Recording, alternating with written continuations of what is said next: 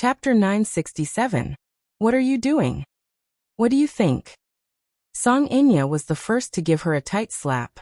This slap was not careless at all. It directly slapped Yin Shirshir's face to the side, and a red handprint quickly appeared on her cheek. Yin Shirshir staggered a few steps backward. Her hair was disheveled from the slap, and she looked extremely disheveled.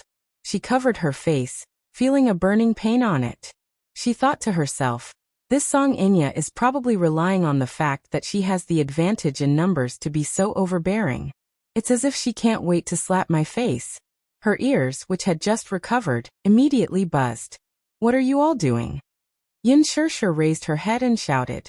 Her eyes immediately emitted a cold glint as she glared fiercely at Song Inya. Lu Jingtian was immediately intimidated by her murderous glare. She did not know if she was pretending or not, but she pursed her lips and stomped her feet as she said to Song Yunshi, Brother Yunshi, look.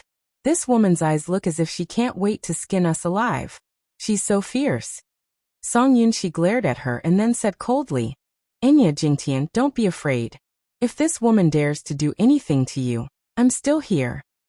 If this be *tch, I'm afraid of dirtying my hands by slapping her. Lu Jingtian snorted. Even though she said that, she gathered all her strength and slapped her in the next second. Yin Shirshir sneered and said angrily, You guys are really capable. 3 people bullying 1 person? What is this? Are you bullying me with numbers?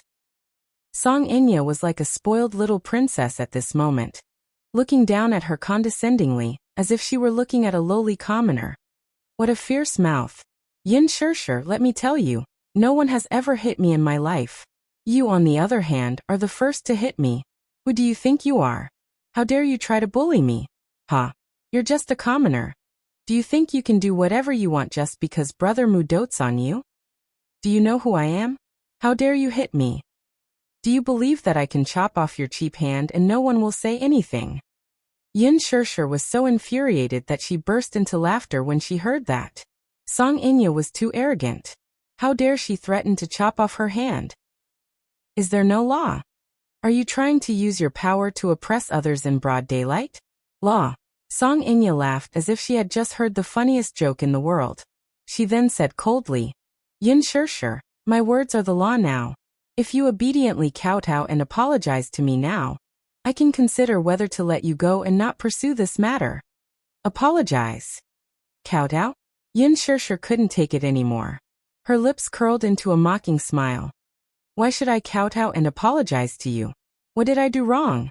Stubborn bitch. I think you won't shed tears until you see the coffin. Don't think that you don't know how high the sky is and how deep the earth is just because Brother Mu dotes on you. Inya is from the Song family. Haven't you heard of the capital's Song family? Ha! Even if you're superficial and ignorant, you should know who the current mayor of the capital is. You've offended Inya. This isn't something that can be overturned with just a few words of apology. As she spoke, she pushed Yin Shirshir to the ground and started fighting with her. Chapter 968. The Songs? So what if they're from the Song family? Do they think they can trample and humiliate people's dignity just because they have a bit of family background? Yin Shirshir grabbed Lu Jingtian's hand and, with a tug, pulled her to the ground. She then flipped her body over and pinned her on top of her, returning the slaps she had given her earlier. Lu Jingtian struggled violently, and Song Inya pounced on Yin Shirshir to wrestle with her. When women fought, it was nothing more than pulling hair and slapping faces. Song Inya and Lu Jingtian used such despicable methods to the extreme. Lu Jingtian, in particular, grabbed Yin Shirshir's hair and refused to let go. Song Inya gave Yin Shirshir a few more slaps. In the midst of the fight, Yin Shirshir's lips had a deep cut, and blood was seeping out. Yin Shirshir felt a metallic taste flowing into her mouth. When she noticed that the corner of her lips had been cut, a cold glint flashed across her eyes. Song Inya was so anxious that she did not pay attention to her strength and pinched and hit Yin Shirshir. At this moment, they had completely lost their usual elegant demeanor. They were ruthless and could not wait to tear Yin Shirshir's annoying face apart. For a moment, Lu Jingtian and Song Inya had the upper hand by working together. However, what was the saying? Even a rabbit would bite when cornered. For some reason, Yin Shirshir was forced to lose her rationality. She did not know where she got her strength from, but even Song Inya and Lu Jingtian could not hold her back. Seeing that the situation had gone out of control, Song Yunshi could only watch helplessly as Yin Shirshir slapped Song Inya's face. She could not stand it anymore. She stepped forward and pushed Lu Jingtian and Song Inya away. Then, she grabbed Yin Shirshir's hands with one hand and dragged her to the center of the living room. Yin Shirshir felt the pain of her wrist being dislocated. Then she was thrown to the ground. Her back collided with the cold tiles, and the pain made her suck in a breath of cold air. Song Yunshi's anger rose from her heart. He had always doted on Inya as she grew up, and he had never once let her get hurt. His beloved sister was being bullied by this woman. For a moment, Song Yunshi couldn't care less about his so-called gentlemanly demeanor. He viciously grabbed her neck, his eyes bloodshot. "Brother! Hit her hard. Beat her to death." Song Inya covered her face, which was stinging from Yin Shirshir's slap earlier, and hooted with a ferocious look. At this moment, the footsteps of the two little munchkins could be heard from outside the door. Yin Tianyu saw that the door was wide open, and immediately heard some discordant sounds. His heart skipped a beat, and he quickly walked to the door. Just as he reached the living room, he saw Song Yunshi strangling Yin Shirshir. His eyes widened in shock, and the ice cream in his hand fell to the ground. "What's wrong?" Xiao Yichen, who was behind him, rushed into the living room. When he saw the heart-wrenching scene in front of him, anger surfaced on his face. In his anger, he crushed the ice cream cup in his hand. "What are you doing? Let go of my mommy." Xiao Yichen ran forward and kicked Song Yunshi's knee. This angry kick was equivalent to 80% of an adult's strength. Even Song Yunshi, who was well trained in the military, could not withstand it. She felt a sharp pain in her knee, and she staggered a few steps back before falling to the ground. This lad's strength is D*MN amazing. Chapter 969. Xiao Yichen spread his arms in front of Yin Shirshir to protect her. However, when he saw the intruders' faces clearly, he was shocked. It was actually Song Inya and Song Yunshi. Yu also ran forward in a panic. He walked to Yin Shirshir's side and squatted down. He saw that Yin Shirshir's hair was messy, her face was red and swollen, and the corner of her mouth was bleeding profusely. He was so shocked that his heart almost stopped at that moment. His heart ached so much that he almost suffocated. Tears gushed out in an instant as he called hoarsely, "Mommy." Xiao Yichen turned his head and saw Yin Shirshir in a sorry state. His heart ached terribly. He looked at her body and saw that it was covered with grayish-black footprints. It was a tragic sight. Only God knew what had happened not long after they left. Song Inya was slightly surprised to see Xiao Yichen. When she saw Yin Tianyu behind him, who looked exactly like him, she was momentarily stunned. How this child looked exactly like Xiao Yichen. Twins. Her first reaction was that Xiao Yichen and Yin Tianyu were twins. When she heard how close Yu and Yin Shirshir were, could it be that this child was secretly hidden by Yin Shirshir? Her thoughts quickly reorganized. She quickly came up with a conspiracy theory. Could it be that Yin Shirshir had given birth to twins as a surrogate for the Mu family back then, and hid one of the children for her own selfish desires? She then used the child to rise in status because of her son. Was she trying to use the child to climb up the social ladder? No wonder. No wonder Brother Mu doted on this woman so much. Wasn't that all because of the child? Yin Shirshir was really a shrewd woman. She actually used the child to climb up the social ladder. Since ancient times, the status of a woman in a wealthy family rose because of her son. The same goes for the Mu family. Once she figured it out, the disdain and anger on Song Inya's face deepened. She pointed at Yin Shirshir and cursed. "T'sich, you're really shrewd. She's actually hiding the Mu family's heir, trying to use her son to rise in status and marry into a rich family. To think that you have such wild ambitions. Brother Mu must have been fooled by you." "Shut up," Xiao Yichen and Yu said in unison. Song Yunshi stood up. When she looked up, she saw Xiao Yichen and Yu standing in front of Yin Shirshir. She was also stunned. He had seen Xiao Yichen before, but who was the other child? Brother, did you see that?" Song Inya tugged at her brother's arm and pointed at Yin Shirshir. This woman is a surrogate for Brother Mu, but she's hiding one of the children. She's delusional to think that she can become a phoenix just because of her child. Yun Shirshir is really a scheming woman.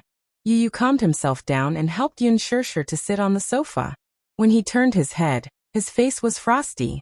His clear eyes, in particular, were emitting a blood-red murderous aura. His gloomy and powerful aura quickly spread to every corner of the living room. Lu Jingtian, who was standing at the side, felt an inexplicable chill and her shoulders shivered.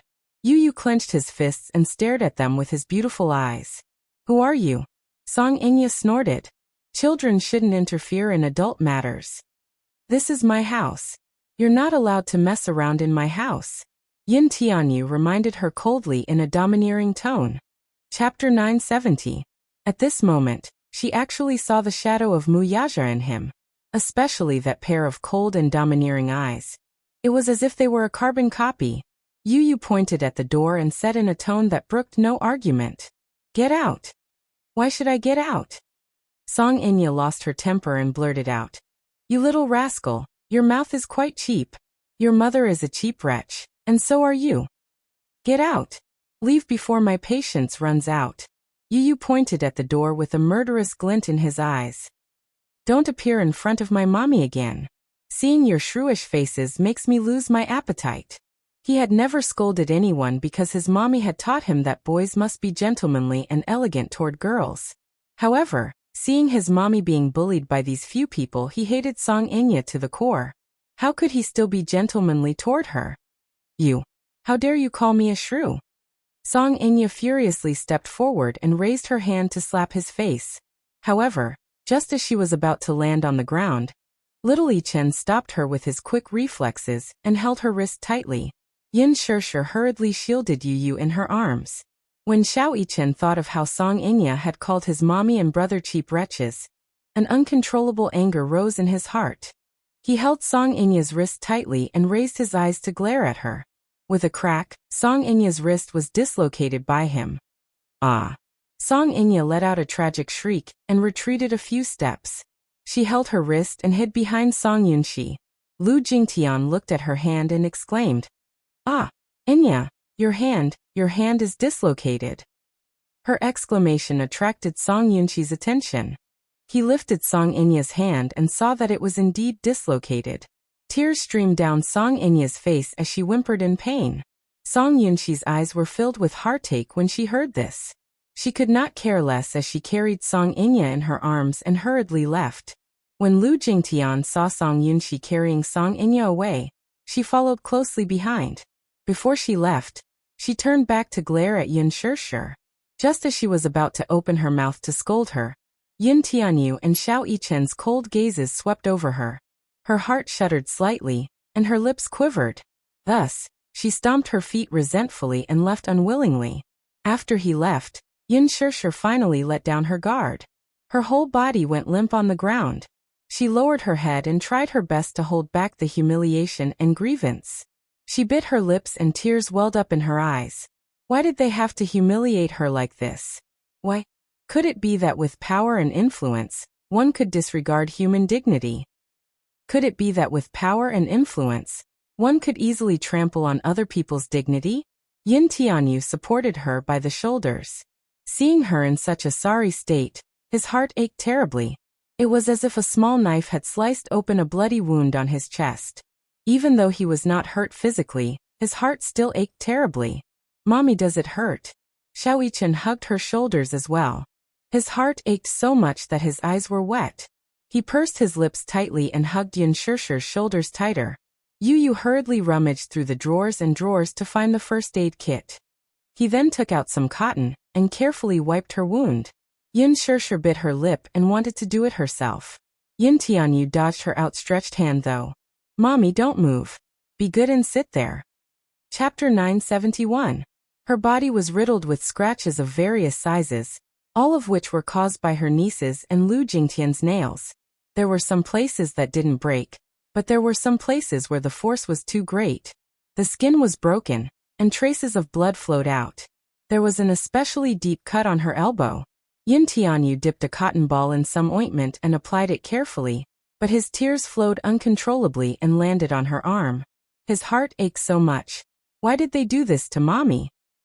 His heart ached so much that he felt like suffocating.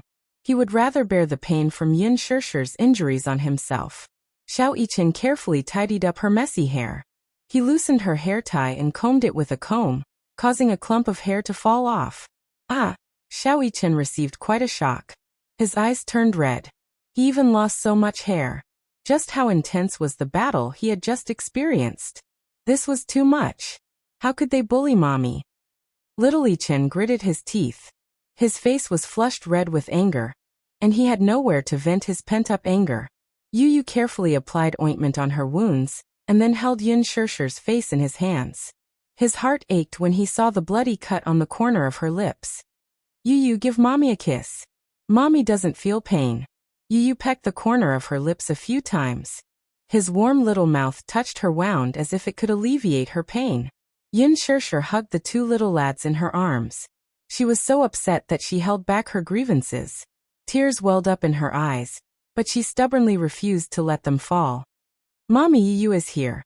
Yu will protect you and won't let the bad guys bully you. Yu choked with grief. It's Yu's fault. Yu shouldn't have left Mommy's side. Mommy is hurt. Yu is so heartbroken. Yu. Yin Shirshir's voice was hoarse and broken. Yu hugged her even tighter. Mommy, if you're sad, cry it out. Don't be afraid, Yu is here. Mommy, cry if you're sad. Xiao Yichen will be with you too. Xiao Yichen hugged her waist, trying to warm her cold heart with the warmth of his body. Yin Shirshir bit down hard on her lips, refusing to show her weak side in front of the two little lads. Yu hugged Yin Shirshir tightly, but her eyes were frozen. How dare he bully his mommy? Damn it. He had committed a heinous crime. On the other side, Song Inya was sent to the hospital by Song Yunxi. When she returned home, she threw herself into Jiang Qiming's arms with an aggrieved look and bawled her eyes out. In the evening, Jiang Qiming made a call and reported Yin Shirshir's crime to Muyaja. By the time Muyaja received the call, he was already on his way home. Jiang Qiming, who was on the other end of the line, did not give him any face as she loudly reprimanded him. Yaja, I heard from Enya that you have a mistress named Yin Shirshir, right? That woman is really arrogant. Ever since Enya was young, I couldn't bear to let her get hurt, but look at what happened in the end. That Yin Shirshir is really capable. She actually dislocated Enya's arm. Tell me, is this appropriate? What do you mean? I don't understand. Muyaja was also annoyed by her random questioning. You're asking me what I mean? Why don't you go back and ask that *tch yourself? Jiang Qiming continued to denounce him.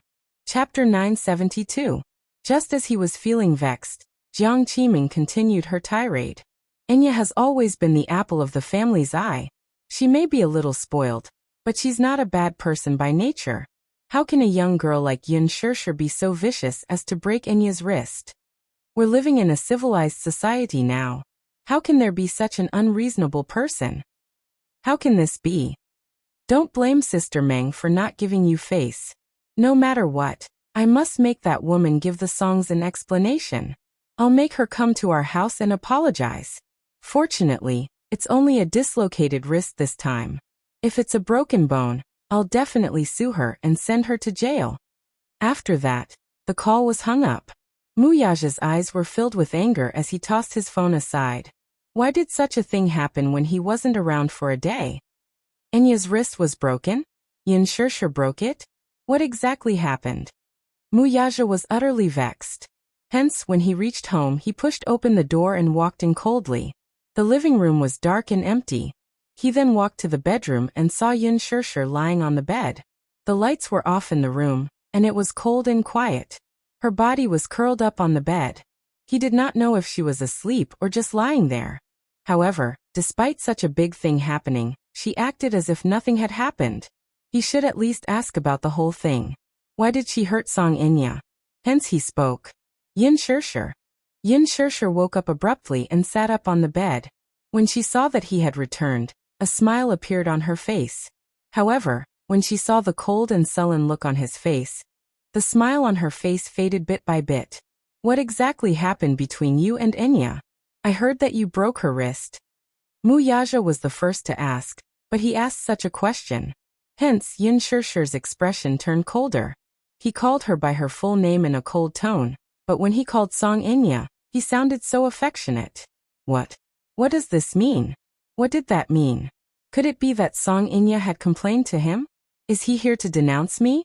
She thought that no matter what happened, he would trust her unconditionally like she did. No matter what others said to him, he would calmly ask her what had happened. In the end, he was so angry the moment he came back, as if she was the heinous sinner. Was it her fault? Song Inya was the one who barged into her house and beat her up, so why was she the one being questioned? Was he not going to ask the Songs about what his niece had done to her? Yin Shirshir pursed her lips tightly and remained silent, stubbornly keeping her mouth shut. Her cold demeanor made it seem like she was angry with him. When Yaja saw her indifferent expression, he became even angrier. What? Being stubborn even after doing something wrong? Let me ask you, why did you break her arm? What the hell happened? You're really protective of her. Yin Shirshir forced a smile and sighed. Even though her eyes were smiling, her heart was filled with an indescribable bitterness. Did your heart ache when you heard that she was hurt? That's why you came back so aggressively to denounce me, isn't it? She asked in a cryptic voice. All of a sudden, she was a little envious of Song Inya. Look, she was the one who was unreasonable first. She did something wrong and shed a few tears, and a group of people coaxed her. Chapter 973. It was so unfair. She sighed desolately in her heart. Yaja heard her sarcastic tone, and frowned slightly. However, he heard her ask back with a smile. So? Do you want me to go over and kowtow to apologize? I heard her. Her Song family has power and influence. Do you want me to go to jail? People with a bit of power are really different. They can cover the sky with one hand. I'm really scared. How can a commoner like me fight with the dignified daughter of the Song family? He looked unhappy. He went forward and grabbed her chin. His cold eyes stared at her face. I'm asking you a question. Do you have to be so mean? Armed with a baton? Yin Shirshir had tears in her eyes, but she laughed. She held back her tears and pretended to be calm as she asked. Then what do you want me to do? I did break her hand, I did hit her, and I even slapped her. I even called her *tch and shameless. Yaja was so angry that he was at a loss for words. He couldn't help but use more strength in his hands. I'm just asking you what happened. Do you have to use such a tone? Yin Shirshir only felt that her chin was about to be dislocated by him. She felt even more wronged for a moment. Before she finished speaking, her tears fell and rolled down. They dripped on the back of his hand. It was frighteningly hot. A woman's mind was so delicate and sensitive. After such a thing happened, she was looking forward to him returning home to give her a warm hug and listen to her grievances. He didn't ask for justice for her. However, when he came back, he was so aggressive and said that he wanted to listen to her explanation. Haha. What was there to explain? Why did she have so many things to explain? Yin Shirshir bit her lips. Then, as if she had lost all her strength, her voice was hoarse and broken. Yaja, what do you want me to do? Don't cry. He was so afraid that she would cry. Once she cried, he would be completely helpless. He told her not to cry, but her tears fell even more violently. Drop by drop, they rolled down like broken pearls. Liking you is such a tiring thing. You're so outstanding and unattainable. As for me, I'm so lowly, as low as dust. Yaja, liking you is really tiring. She bit her red lips and turned her face away. She didn't want this man to see her sorry state.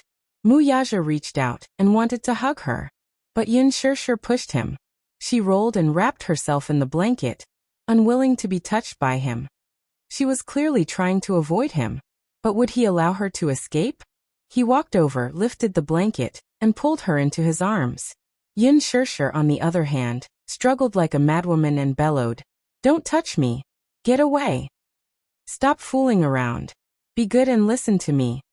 He held her tightly in his arms, not allowing her to struggle. He was so strong and domineering that he didn't give her any room to resist.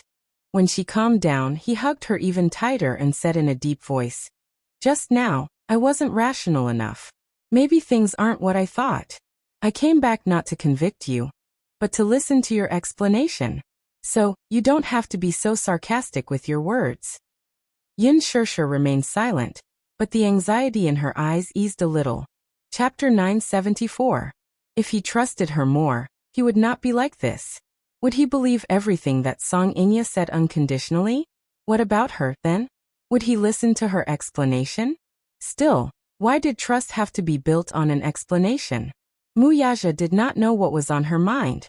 Seeing her silence, he leaned close to her ear and said in a deep voice, I don't care what conflict you have with Inya, but she's the mayor's daughter. She grew up being pampered like a spoiled princess, so it's inevitable that she's a little arrogant and willful, but she's not a bad person by nature. You're older than her, so you should give in to her a little. No matter who's right or wrong between the two of you, you should at least apologize for injuring her hand. Yin Shirshir's heart turned cold all of a sudden. She wiped away her tears forcefully. The grievances in her heart were like a turbulent wave that came crashing over like a mountain, completely engulfing her. She deserves it for having her hand broken, she said calmly, but her voice was cold. Muyaja's eyes turned cold. What? I said. She suddenly raised her head and met his cold gaze. She said word by word, she deserves it for having her hand broken. Shut up. He scolded her. He could not hide the anger on his face. His eyes were so cold that they seemed to freeze her to the bone. I'll give you 3 seconds to take back your words. Take back my words? Take back my words. Yin Shirshir looked at him in disbelief. He actually shouted at her for Song Inya's sake. The expression on his face was so fierce, and his eyes were like cold rays. It was not that Yin Shirshir was pretentious, but at this moment, she was a little doubtful. What kind of place did Song Inya occupy in his heart? Was it really just a cousin's relationship with his cousin? So much so that he came home in a rage without a word. It was obvious that he was here to denounce her. She said that she deserved it, but he actually asked her to take it back with such a bad attitude. Did he not think about it carefully? Was she such an unreasonable person? Yin Shirshir seemed to be against him. She refused to say anything. Her eyes were wide open, and tears were rolling in her eyes. However, she stubbornly refused to let them fall. Was this stupid woman trying to fight him head-on? Yin Shirshir, what's with your attitude? She was stunned for a moment, and almost lost her mind under that cold gaze. However, when she came back to her senses, she stubbornly raised her little face and said, Why should I take back my words? The man frowned. She felt wronged and angry. Her little hands gripped the bedsheets tightly, unwilling to give in. She deserved it. I take back my words. He interrupted her again. His words were cold and emotionless, so cold that it made people feel unfamiliar. Yin Shirshir's face was red with anger, and the bedsheets were crumpled in her hands. Muyaja, what right do you have to speak to me in such a tone? It's clearly not my fault. It's obviously. The long fingers pinching her chin exerted some force, and she gasped in pain. In the silent confrontation between the two, the coldness in the man's eyes became more and more dangerous. I won't repeat myself a third time. His voice became sterner, and his eyes became more sinister. Yin Shirshir, I don't have patience. Yin Shirshir pursed her lips. She could no longer hold back her tears, and they rolled down. The man's eyes narrowed slightly. I thought you were a sensible woman, but I didn't expect you to be so unreasonable. Chapter 975. Yin Shirshir suddenly laughed miserably and curled her lips. I'm vicious, ignorant, and unreasonable. I'm such a woman. Have you just realized it now? Muyaja's gaze turned even colder. She suddenly broke free from his grip and said uncontrollably, Since you feel sorry for her, I'll return her hand that I hurt, okay? I'll return her injury to her, okay? However, she immediately walked to the wall, clenched her fist tightly, and smashed it hard on the wall. Bang! A loud sound was heard. It was heavy and powerful. Muyaja was startled. He got up abruptly, walked over to her side, and grabbed her hand abruptly. Looking down, he saw that her knuckles were red and swollen. Yin Shirshir, what are you doing? Muyaja was furious. This woman would rather hurt herself than give in to him. How could she be so stubborn? Do you have to be so stubborn? Muyaja's heart ached, and he was angry. However, when he lowered his head to look at her, he happened to see some strange marks on her shoulder. He stopped talking and pulled open her clothes. His fingers brushed aside her clothes, only to see that there were some bloody marks that seemed to have been made by fingernails. They weren't broken, but they left a deep bloody mark. "What's going on?" he asked.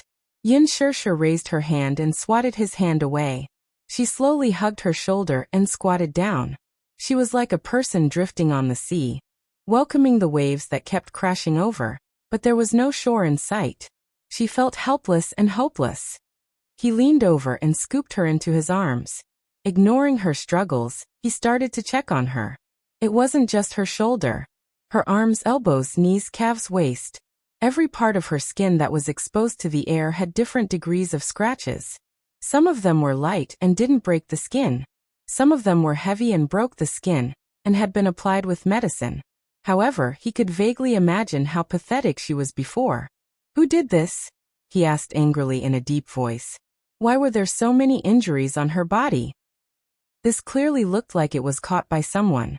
When he thought of catching, he thought of women fighting. When men fought, it was mostly a confrontation of strength, but when women fought, it seemed a little crazy. If they didn't pull her hair, they would slap her face. If that wasn't enough, they would scratch her. She had seen how ruthless a woman could be when she threw a tantrum. The injuries on his body were obviously caused by a woman. Yin Shirsher lowered her head and ignored him. She snorted a few times, but did not make a sound. The man checked her from head to toe again. When she didn't speak, he lifted her chin and searched her face with his eyes. He quickly caught a glimpse of the unusual redness on her cheeks. On the little face buried in her hair, there were faint fingerprints. She had kept her head down the entire time, and if one did not look carefully, they would not have noticed it at all. The coldness in his eyes intensified, but his gaze fell on the corner of her lips, where he saw a deep cut. It was a shocking sight. In his eyes, women were fragile, like delicate flowers. If he wasn't careful, he would hurt her. After all, there was a great disparity in strength between men and women. Therefore, he had always been careful with her, afraid that he would hurt her even a little. However, now the woman he had always carefully protected was actually hurt by someone else. The coldness in his heart rose to the extreme and kept surging. Chapter 976. Connecting the dots to what had happened earlier. He could guess who had caused Yin Shirsher's injuries. Still, why didn't she say anything? Muyaja was a little annoyed. Why didn't she tell him that she was injured? Is it Enya's doing? Huh. He grabbed her chin, a cold glint flashing in his eyes. Answer me. She pushed him away stubbornly, her tone cold and distant. What has it got to do with you? What do you mean it has nothing to do with me? He became even more furious and grabbed her little hand that was causing trouble. With a tug, her entire body fell into his embrace. You're not allowed to say that. Yin Shirsher sucked in a deep breath of cold air. She raised her head and glared at him with her reddened eyes. Fine. Didn't you want to ask? Then I'll tell you. Who else could it be other than Song Enya? She barged into our house for no reason with Lu Jingtian and a stranger. Without a word, she came up and slapped me. She even said something like, "Is the Song family someone I can afford to offend?" Even if she chopped off one of my hands, no one can do anything to her. On what basis? On what basis can she be so arrogant and trample on other people's dignity? Isn't it because her family is powerful and influential? She's a bully. Not only that, she even wanted me to kowtow and apologize to her. What a good kowtow and apologize. She's not my parents, so on what basis should I kneel to her? That's why we fought. I've told you everything. Are you satisfied now? Are you satisfied now? The last sentence was shouted out in a hoarse voice. His voice was hoarse, as if he was venting all of his strength. Muyaja was stunned. After shouting everything, Yin Shirsher panted for a moment to calm herself down. Pursing her lips, she said in a hoarse and trembling voice, "What can I do? Do I really have to kowtow to her? How lowly must I be to allow her to trample on my dignity?" The feeling of having one's dignity trampled on was worse than death. As she spoke, she curled herself into a ball and buried her face in his chest. She didn't want this man to see her at her most embarrassing moment. How nice would it be if he could find a quiet place to heal his wounds? The man hugged her. Through the thin material of her clothes, he could feel her hot breath, as well as the hot and wet traces. Don't cry. It was my fault just now. He bowed his head to her and admitted his fault. There was indeed a problem with his attitude just now. Thus he swallowed his pride and whispered an apology into her ear. Sorry. These 3 words were even more important than 1,000 pieces of gold. He was such a proud person. He was the heir of the Mu family and the future head of the family. He had always been the pride of the heavens. He had never lowered his head to anyone, nor had he ever apologized to anyone. However, this was the only time he had personally said these 3 words. It was also the only time that she had put down all her pride in front of someone. I didn't know the truth and got angry at you. It's my fault. Don't cry, or else my heart will ache. As she cried, his heart ached as well. He had never been patient with women, especially when it came to women's tears. However, as long as it was her tears, he couldn't do anything about it. Whenever she cried, his heart would soften and he would be utterly defeated. Yin Shirshir's gaze shifted slightly. She felt that the 3 words sorry coming from this man's mouth was so unreal. Chapter 977.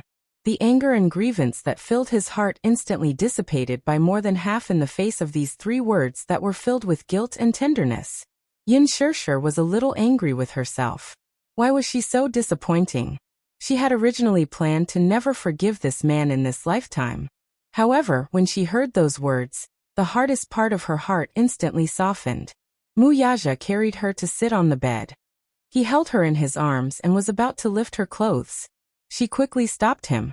What are you doing? Be good, don't move. Let me see. Don't look. She rejected him righteously. However, would he really listen to her even if she rejected him? He did not allow her to say anything and lifted her skirt high up. However, the seam that entered his eyes made his eyes hurt. It turned out that the scratches were considered small. All he saw were bruises of various sizes on her fair and clean body. With one look, he knew that someone had ruthlessly pinched her. This woman's body was extremely sensitive. Usually it would show in bed. However, if he did not pay attention to the strength of his hands, he would leave marks. Therefore, he had always been very careful when dealing with her. He loved her fair and jade-like skin, but now, it was unbelievably damaged. Muyaja's eyes became increasingly cold. He ran his fingers over the bruises, and she immediately gasped softly. It hurts. Yu and Xiaoyichen returned home after buying the medicine. They had just opened the bedroom door when they saw this scene. Yu's face turned red. She thought that her daddy and mommy were doing something embarrassing. However, when she took a closer look, it turned out that Muyaja was checking her injuries. Daddy! He called out. Then he walked over with his head lowered and handed him the medicine to reduce bruises and swelling. Mommy, does the wound still hurt that much? He turned his face and faced the wall. He did not look at her, but he asked with concern. Yin Shirshir could not help but feel cold. At such a young age, he already knew the difference between men and women. It doesn't hurt anymore, Yin Shirshir said. Yu pursed her lips. He had no idea what had happened, and his mother did not mention a word about it either. If he were to find out the reason for Song Enya's visit, he would probably ignore him entirely. Did you just go to buy medicine? Muyaja asked. Yu and Xiaoyichen nodded. Have you eaten? No. I'll go get some food right away. Daddy, do you want to eat? No need. I've eaten. Yu nodded and glanced at Yin Shirshir. Seeing that she had calmed down a little, she left the room with peace of mind. Muyaja picked up the ointment and applied it on his palm. He then carefully rubbed the wound, slowly and gently. Yin Shirshir frowned in pain. It hurts? Bear with it. You'll recover faster after I apply the ointment. As Muyaja spoke, his movements became gentler as he applied the ointment and gently rubbed it. It was rare to see such a patient side of him. Yin Shirshir's heart warmed slightly, but when she thought of the aggressive side of him when he came back, she could not help but feel angry again. She muttered, "Don't think that I'll forgive you just because of this." Muyaja raised a brow and glanced at her. He then increased the strength of his hand. Yin Shirshir hissed in pain, and then glared at him angrily. Are you doing this on purpose? Be good. This woman was actually pushing her luck when he gave in a little. Chapter 978. After a moment of silence, she asked tentatively, "Do you know that Song Enya likes you?" Ha! Muyaja did not react at first. He raised a brow at first, but when he realized what she was asking, he fell silent. "Do you know?" She nudged him again when he did not reply. Only then did he reply, "I know." "You know." Yin Shirshir was slightly surprised. "It's not that kind of like. It's... I know what you're referring to." Muyaja frowned. Did this stupid woman think that he was as stupid as she was? Of course, he knew what Song Enya was thinking about him. Yin Shirshir, on the other hand, was slightly stunned. Since he knew, why did he still have such a reaction? She snorted unhappily. "There are so many women who like you." The man glanced at her from the corner of his eyes. It seemed that there were many men who were pestering her. However, when he caught a glimpse of the displeasure on her face, he suddenly smiled. "Why? Are you jealous?" Yin Shirshir bit her lip and did not answer. He could not help but increase the strength of his hand, deliberately hurting her and not allowing her to escape. "Answer me." Yin Shirshir flew into a rage out of humiliation. "Don't go overboard." She raised her head, only to see the man's handsome face quickly pressing down on hers. His thin lips covered hers and kissed away her sweet breath. He gently dotted her lips. Unlike the past, where he took her by force, he kissed her lips gently. He kissed her lips, then the corner of her lips where she was cut. Then he kissed her forehead, the tip of her nose, her cheeks, and finally landed on her lips. He went deeper and deeper. She shut her mouth tightly, not allowing him to invade her lips. However, he increased the strength of his hand. She opened her lips slightly in pain and sucked in a breath of cold air. He took advantage of the situation and entered, gently sweeping her.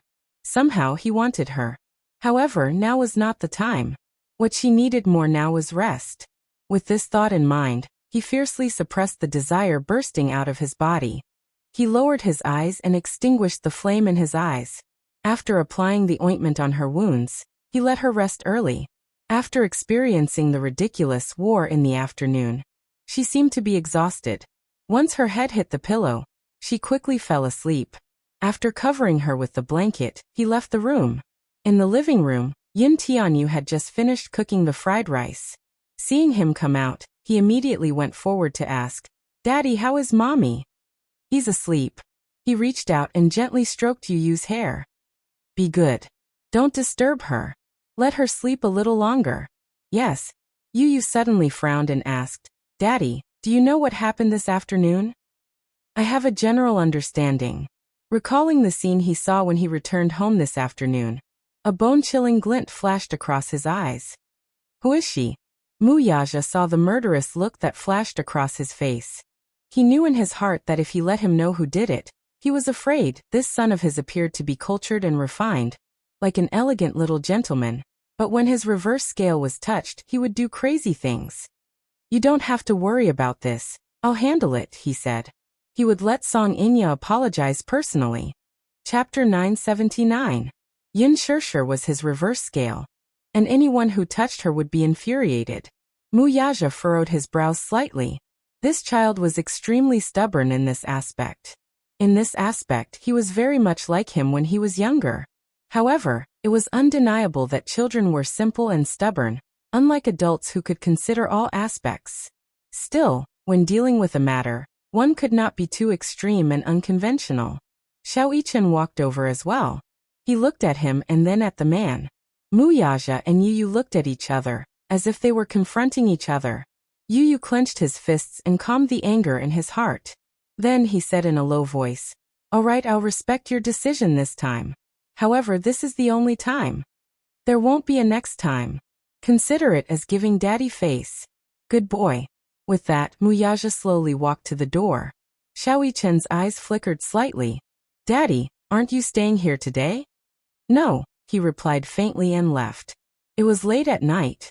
The night sky was especially dark tonight. It was like an endless black curtain pressing down on the sky, just like Song Enya's heart at this moment. She lay in bed, tossing and turning. Her thoughts were in a mess, and she could not fall asleep no matter what. She took out her phone from time to time. Previously, she had sent several messages to Muyaja to complain about Yun Shishir's crimes. However, after waiting for a long time, she still did not receive a response from Muyaja. She thought that he would immediately rush over and ask about her well-being after knowing that she was injured. However, she waited until late at night, but there was not a single call. It was inevitable that she felt deeply disappointed. She had a feeling that Muyaja was not as close to her as before. There was a faint estrangement and distance between them. She did not know what was going on. It must be that Yun Shishir. Song Inya's heart was filled with resentment at the thought of that woman. She felt that she had been too lenient this afternoon, and should have broken one of her hands. Unable to vent her anger, she felt stifled in her chest, suffocating her. Song Inya was so angry that she sat up on the bed.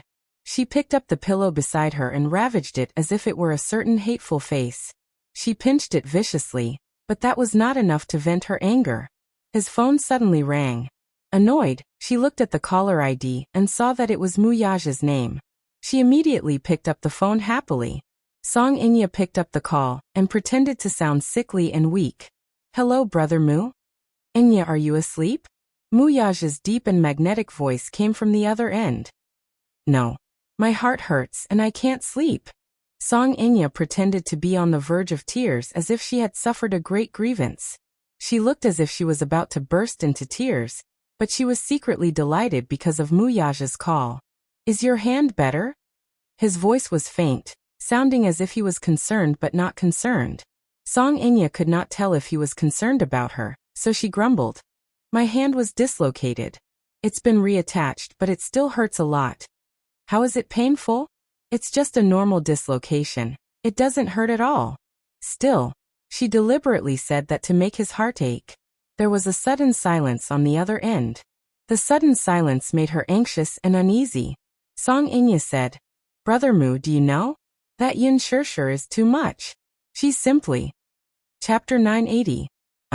Song Inya was stunned. She did not expect him to say such a thing. Ever since she was young, he had always been very indulgent toward her. Even when she did something wrong at times, he would not reprimand her. This was the first time he had been harsh with her. "Brother Mu, what do you mean?" She pouted and said in an unhappy tone. "What do you mean by I went overboard? You know very well in your heart, don't you?" He paused for a moment before his tone became heavier. "What happened today made me very angry. I don't want it to happen again. Still, since you're young and insensible, I won't hold it against you. After all, I'm not your parents, so I have no obligation or responsibility to teach you a lesson. However, you must apologize to her personally." He deliberately emphasized the word, personally, in a tone that brooked no argument. Song Inya was stunned. When she came back to her senses, her heart was throbbing with pain. She cried out indignantly, "Why should I? Why should I apologize to her? I didn't do anything wrong." "Don't you know very well whether you did anything wrong?" His tone was unfriendly and did not give her any face. Instead, he said coldly, "Song Inya, remember this. I indulge you, but it's not unconditional. Remember that there are some people you can't touch." His words were a little harsh. Song Inya was stunned. She did not expect Yun Shishir to hold such an important place in his heart. This was the first time in her life that he had spoken so harshly to her. "I won't hold it against you this time, but there won't be a next time. If I find out about it again..." He did not continue speaking, giving her some leeway. With that, he hung up the phone. Song Inya's hand, which was holding the phone tightly, trembled violently. By the time she realized it, she had already smashed the phone to the ground. Why should she apologize? Why? Was he so protective of her? What did he mean by indulging her unconditionally? He was not like this in the past. Song Inya buried her face in her palms sadly. Hot tears dripped onto her hands as her whole body trembled. Naturally, she could not bring herself to apologize to Yun Shishir personally. How arrogant was she? In the Song family, she had always been spoiled to the point that she was out of control. It was impossible for a person like her to bow down and apologize to a person, especially a commoner with no status or background. Because of this, Every time she called Muyaja, she would be ruthlessly hung up. It seemed that he would ignore her until she personally apologized to Yin Shirshir. Song Inya was exasperated, but she refused to swallow her pride and apologized to Yin Shirshir. The scenes for Yin Xiachuan and Yin Dongyu were completed. Yin Shirshir received a notice and spent the next few days familiarizing herself with the score. Gu Xingze wrote a song to be used as the theme song for the movie, The Green Apple. It was a warm and sweet love song sung by a man and a woman. After Yin Shirshir familiarized herself with the score, she went to the recording studio to record a demo. Gu Xingze was not very satisfied with the first few demos that she recorded. He changed the score a few more times and recorded it a few more times before he was finally satisfied.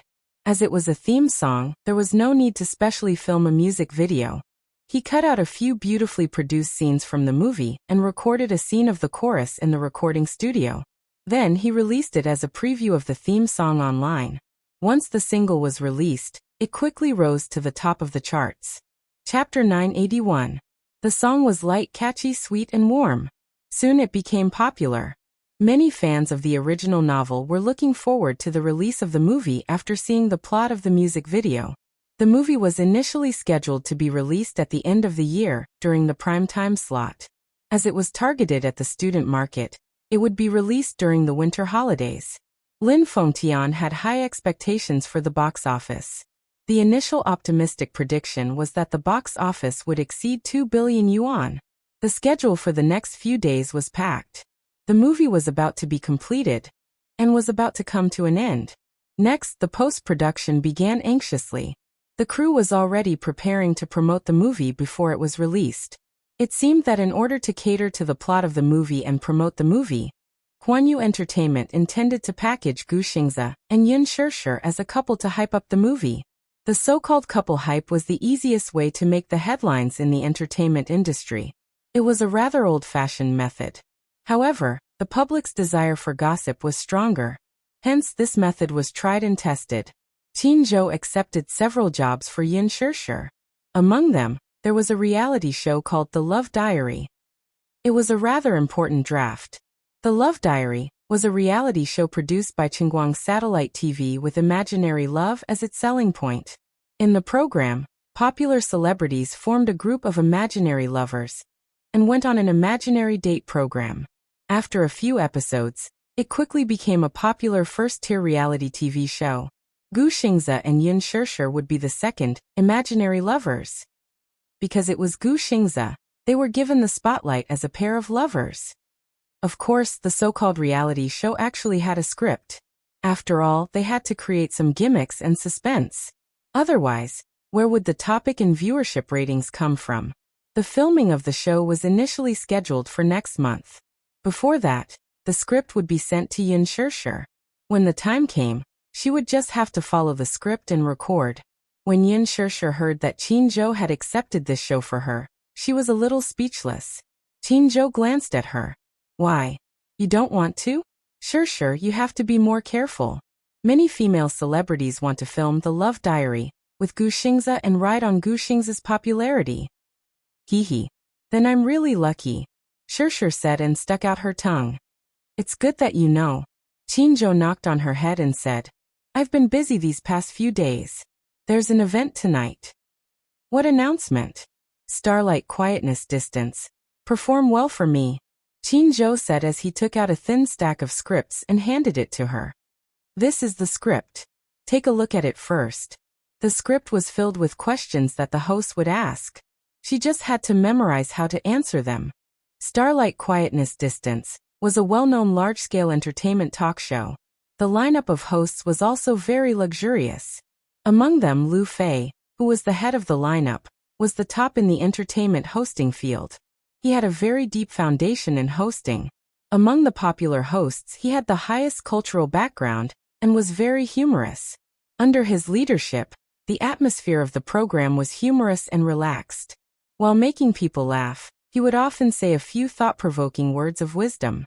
Most of the time, it was very relaxing to be on his show. There was no need to deliberately create jokes or gimmicks. Generally speaking, a show would invite 10 guests split into two halves. Yin Shirshir and Gu Xingze were assigned to the first half. Chapter 982. This was a prime-time slot with the highest ratings. Along with Gu Xingze and Yin Shirshir were Lu Jingtian, Li Jiuxian, and Yang Miqin Zhou picked out a gown for Yin Shirshir. It was especially suitable for her to wear a socialite gown as it made her look classy. As if on purpose, Qin Zhou also picked out an outfit for Gu Xingze. It was the same color scheme as Yin Shirshir's gown. When Yin Shirshir rushed to the waiting room and saw Gu Xingze's outfit, she blushed. This was clearly a couple's outfit, right? What a pair! Qin Zhou exclaimed in admiration. Yin Shirshir frowned. Qin Zhou, if you do this, my Weibo will be flattened by his fans later. Silly. It's better if it's flattened. That means there's something to talk about. Celebrities are most afraid of not having anything to talk about. How could she protest? Not long after this hype was launched, her Weibo was already besieged by Gu Xingze's army of fans. It would be a wonder if she would not be flattened once this show was broadcasted. Can't you just not watch it? Qin Zhou laughed. I'm afraid that someone will send me razor blades, Yin Shirshir replied truthfully. Qin Zhou. In fact, she had already received several threatening letters. That was why she was still fearful. Before the recording of the show, one of the hosts, Lu Fei, specially met with Yin Shirshir. This was the first time they met, and Lu Fei gave off a refined and courteous vibe. He also had a good impression of Yin Shirshir. Unlike other newcomers, Yin Shirshir was especially polite. It was the kind of courtesy and respect that came from the bottom of her heart. At first glance, he felt that this young lady was not bad. He had seen the trailer of the movie, but when he saw Yin Shirshir in person, she seemed to be more classy than when she was in front of the camera. He had a simple conversation with Yin Shirshir. After going through their lines, he said a few more words of concern and left. The program began recording and broadcasting. Because it was a live broadcast, there was no room for any mistakes. The director of the program specially went through the script with Yin Shirshir before she went on stage and repeatedly warned her. This is a live broadcast. Try not to make any mistakes. In a live broadcast, any mistakes can't be edited out. The recording began. After Yin Shirshir and Gu Xingze went on stage, Lu Fei mainly focused on the topic of the green apple. Everything went smoothly. Then the host and the guests were divided into two teams and played a small game to test the actors' tacit understanding. A guessing game. One person received the taika and was responsible for performing the words displayed on the question in the form of gestures, while the other person was responsible for guessing the answer. Within 60 seconds, Gu Xingze and Yin Shirshir obtained the highest score in the competition. Lu Fei smiled and praised from the side. Xingze and Shirshir have a great tacit understanding. They got 8 out of 10 questions right. I couldn't even guess a few questions, but Shirshir guessed them right away. Their tacit understanding is enviable. The director gestured off stage, and the audience immediately cheered to add to the atmosphere. Yin Shirshir looked at Gu Xingze shyly and smiled shyly. She thought to herself, it's because I memorized the answers before going on stage. In the beginning, when she watched the program, she felt that most of the games in the program were quite interesting, and there were often funny segments. In the end, they were all scripted. From the big questions to the management of every expression, there was a script. Chapter 983. Oh. A gossipy look appeared on Lu Fei's face. What about the kissing scene? Is it done in one take, too? Li Jiuxian immediately stepped forward to play along. They often NG their kissing scenes. The audience below the stage screamed and cheered again. Lu Fei pretended to be surprised and covered his mouth.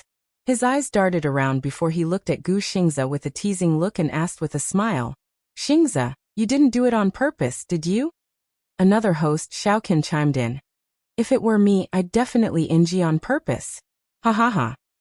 Adultery. Adultery. The hosts looked at each other. It was obvious that there was a hidden meaning in their words. The production team had already prepared the script beforehand and intended to use the scandal between Gu Xingze and Yin Shirshir as a hype point for the show.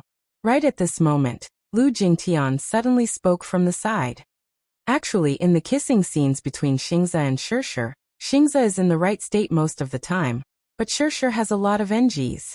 As soon as she said this, everyone was stunned. Gu Xingze frowned slightly, But when the camera turned to him, he quickly regained his smile and looked at Lu Jingtian with a hint of warning. Lu Jingtian's words were not part of the script. There was no such thing in the script. However, by saying this, she was deliberately trying to embarrass Yun Shirshir. From the start, the production team intended to create a couple between Gu Xingze and Yun Shirshir. The script was also for Gu Xingze to seduce Yun Shirshir. Lu Jingtian's words implied that Yun Shirshir had deliberately NG'd during the kissing scene, and that she was deliberately trying to defame her. If this sentence was not connected well, one could imagine what kind of news the media would create the next day. Yun Shirshir deliberately NG'd, shamelessly, was suspected of seducing Gu Xingze. In this way, Yun Shirshir's status would be lowered. Generally speaking, when it came to creating hype for a couple, the female celebrities were usually more reserved. Lu Fei broke out in a cold sweat, but his quick reflexes allowed him to quickly answer her question. Shirshir purposely made NGs during filming? Oh, you're really something. Everyone turned to look at Yun Shirshir to see her reaction to this. Below the stage, Mushi was worried for her. Yun Shirshir quickly reacted. She pursed her lips and said shyly, "Because filming with Xingze is too stressful." Pressure? Yes. It's because he's too handsome. When he stands in front of me, it feels a little surreal. That's why I sometimes get distracted. Yun Shirshir covered her mouth and looked a little nervous. Besides, Xingze is more handsome in real life than on TV. When he stands in front of me, he has a very special aura. I'm afraid that I won't be able to act well, but the more I think about it, the more pressure I feel. She tactfully took over the topic. Only then did Mu Shi heave a sigh of relief. Standing at the side, Qin Zhou's expression softened a little as his eyes revealed his approval. Lu Fei also said, "The Green Apple is Shirshir's debut film. In this movie, Shirshir contributed her first on-screen kiss. I heard from director Lin that Shirshir is a very talented actress. This movie may just be a starting point. I'm also looking forward to Shirshir contributing more outstanding works to us in the future." Applause came from below the stage. Chapter 984. Lu Jingtian continued. I remember there's a scene that the director wasn't satisfied with despite repeated takes. Lu Fei then sternly said, "The director is very strict about the film industry. He's especially strict when it comes to filming.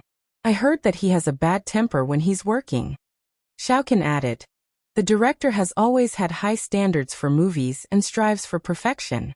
I think this attitude is very rare." The topic returned to the main topic. However, it was unknown whether it was intentional or not, but Lu Fei seemed to have neglected Lu Jingtian and downplayed her existence. He skipped the few topics in the script that revolved around Lu Jingtian. Lu Jingtian was especially indignant. She tried several times to bring the topic to her, but she failed. She was just like a clown trying her best to make her presence known. Lu Jingtian's manager was furious after the show ended, but given her status, he dared not voice out his anger. Lu Jingtian was also very annoyed. She had blurted out those words without much thought. While she hated herself for being unable to keep her cool, she also hated Yun Shirshir for being so tactful in responding to her sharp provocation. Qin Zhou walked up to Yun Shirshir and praised, "Shirshir, you did well today." "Isn't that all thanks to Mr. Qin's guidance?" Yun Shirshir complimented with a smile. "Lass, you have a glib tongue." Despite his words, his ears were very pleased. After the show was broadcast, it naturally caused a sensation. However, the topic did not revolve around the accident in the show. Instead, the audience's discussion revolved around Lu Jingtian and Yun Shirshir.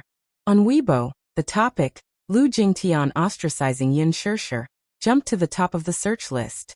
The production team was also very dissatisfied with Lu Jingtian's behavior of not following the script.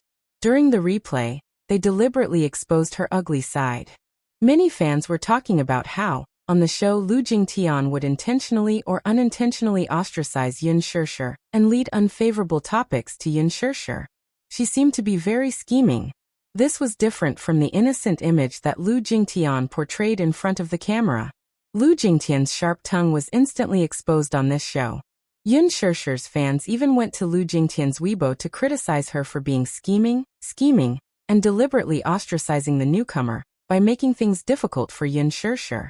Lu Jingtian's fans on Weibo dropped by tens of thousands overnight. She didn't have many fans to begin with, and they were all zombie fans. However, all of them were genuine fans. Lu Jingtian was livid. She originally wanted to embarrass Yin Shirshir on the show, but she did not expect to suffer a double loss. In fact, she was so jealous because her team wanted to be a couple with Gu Xingze. Gu Xingze refused. However, when it came to Yin Shirshir, she actually agreed. It would be strange if she wasn't angry. Why did Gu Xingze give such good resources to Yin Shirshir?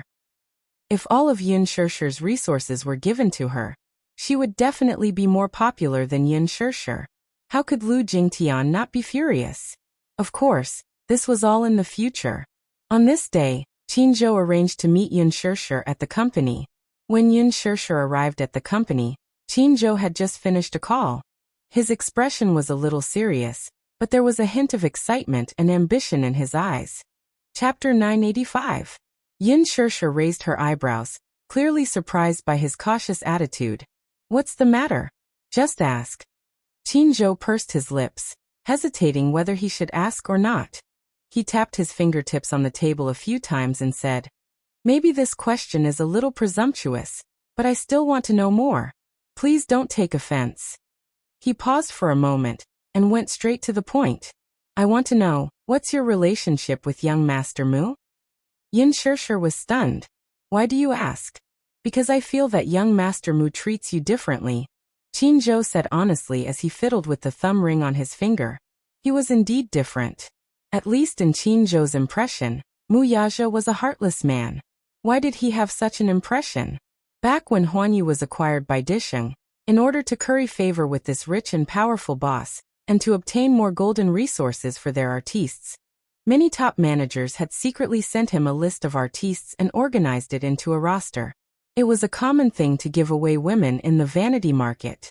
Whenever Mu Yaja personally picked someone, it meant that she would have more opportunities to rise up the ranks. However, it was said that after Mu Yaja saw the list, he threw it aside and no longer asked about it. He had never had a woman by his side. He was a typical example of walking through a field of flowers, but not a single leaf touched him. He was clearly in charge of a huge entertainment empire, but he had never had the slightest intimate relationship with any woman in the circle. Yin Shirshir was the first and only one. He had also asked around about Yin Shirshir's position in Mu Yaja's heart. However, no one in the company knew. They only knew that Yin Shirshir seemed to be a little special.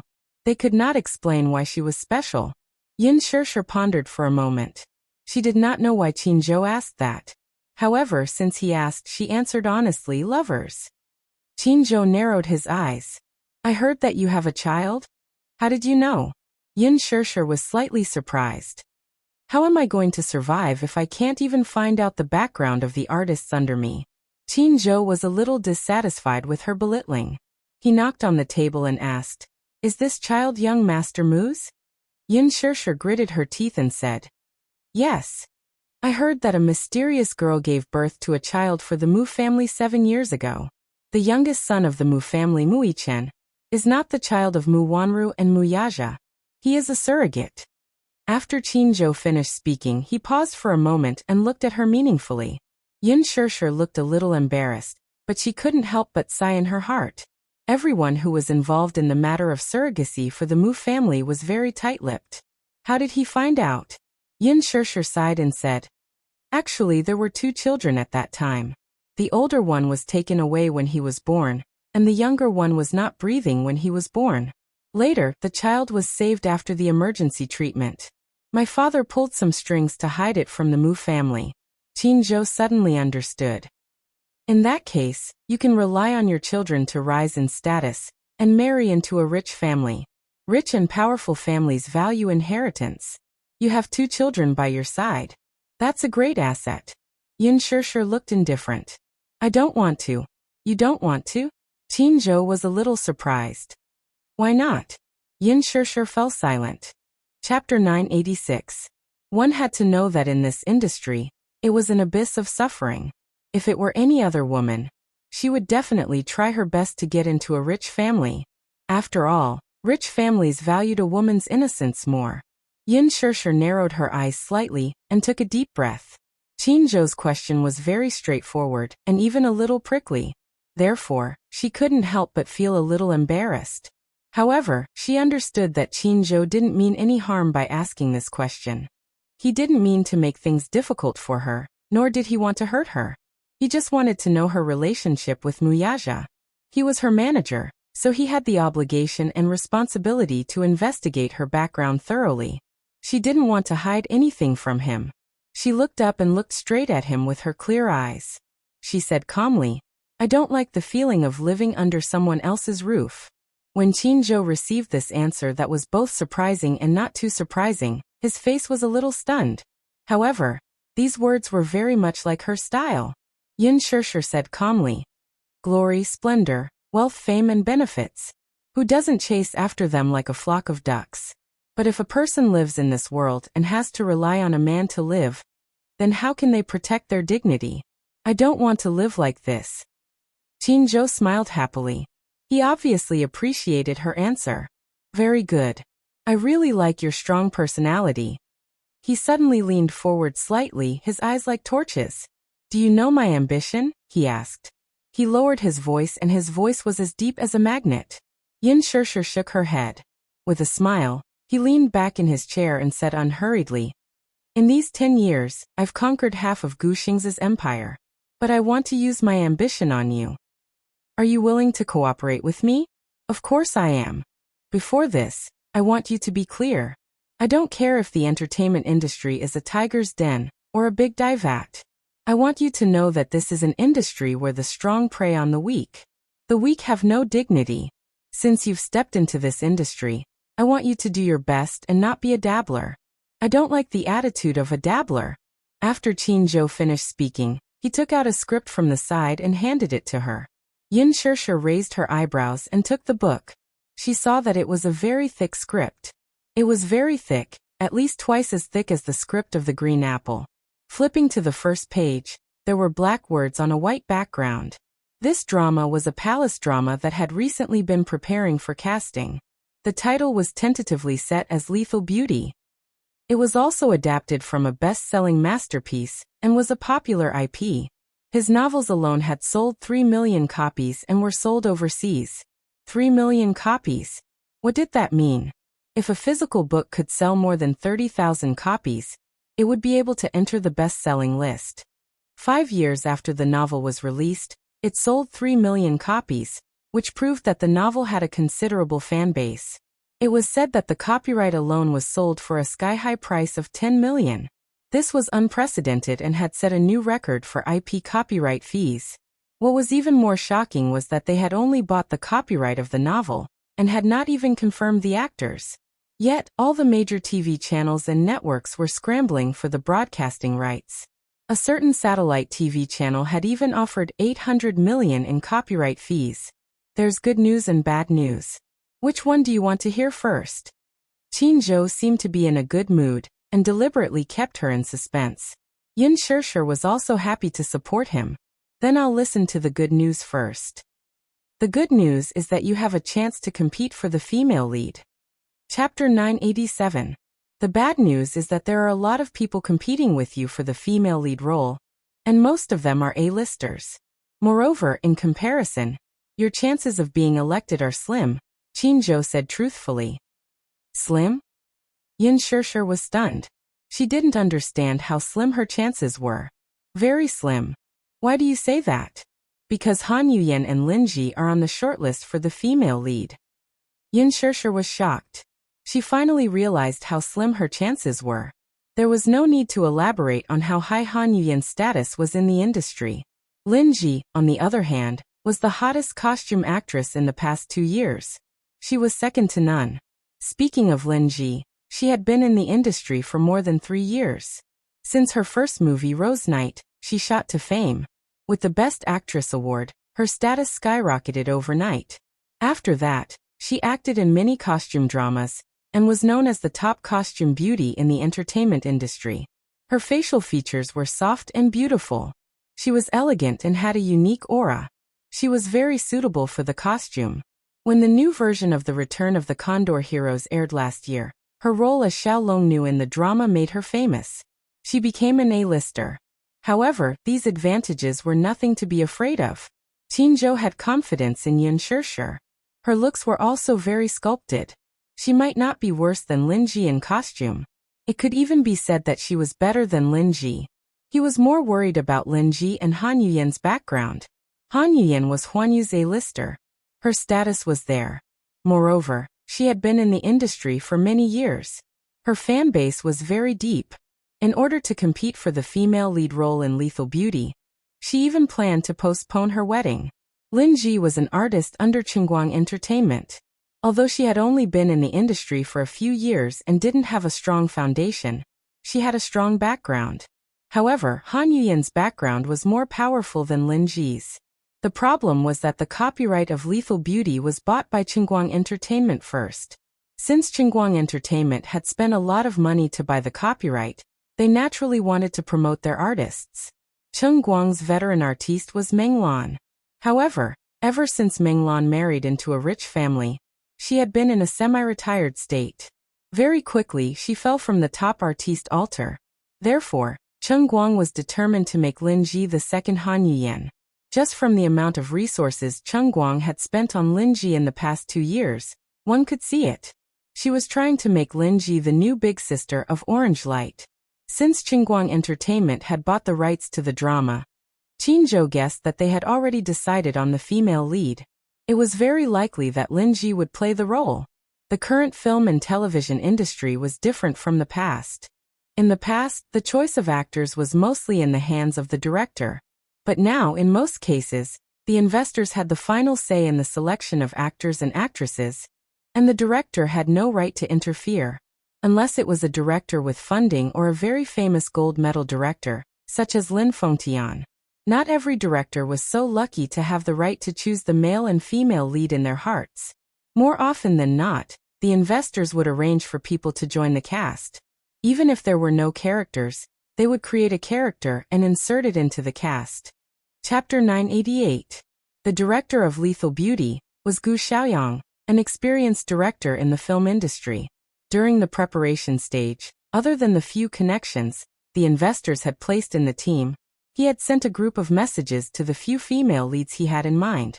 Alas, Yun Shirshir was not among the 5 names listed.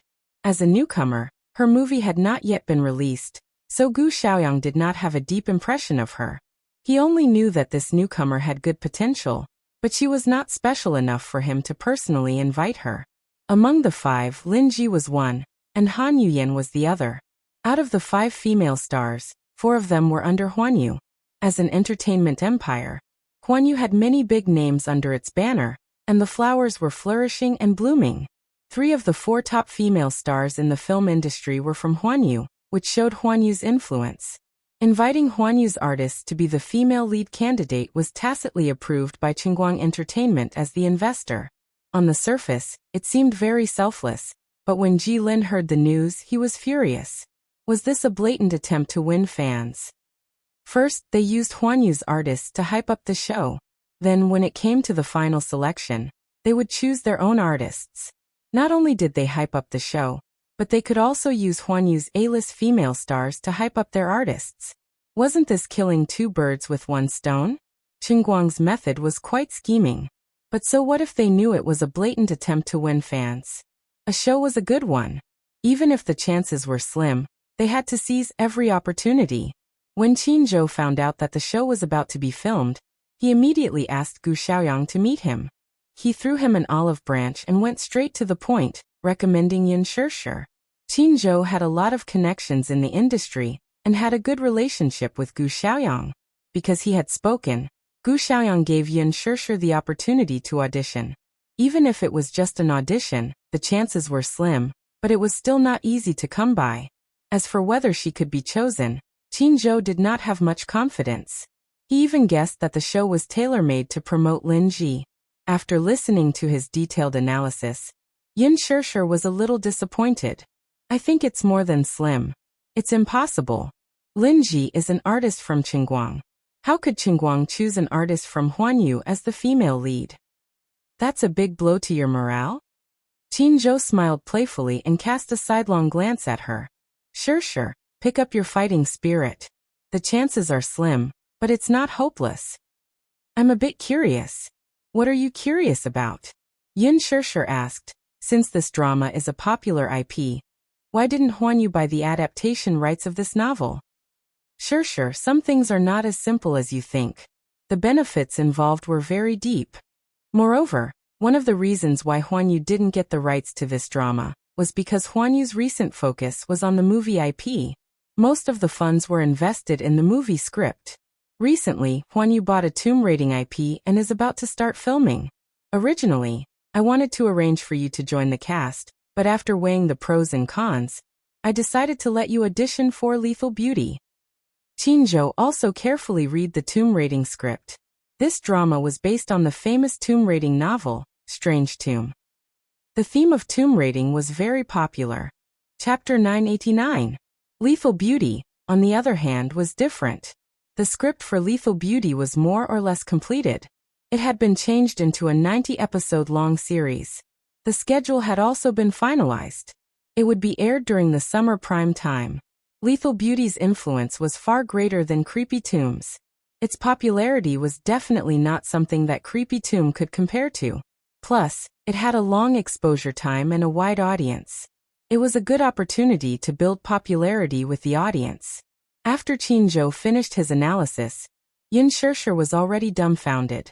She suddenly understood why Qinzhou was called the #1 golden agent. He deserved it.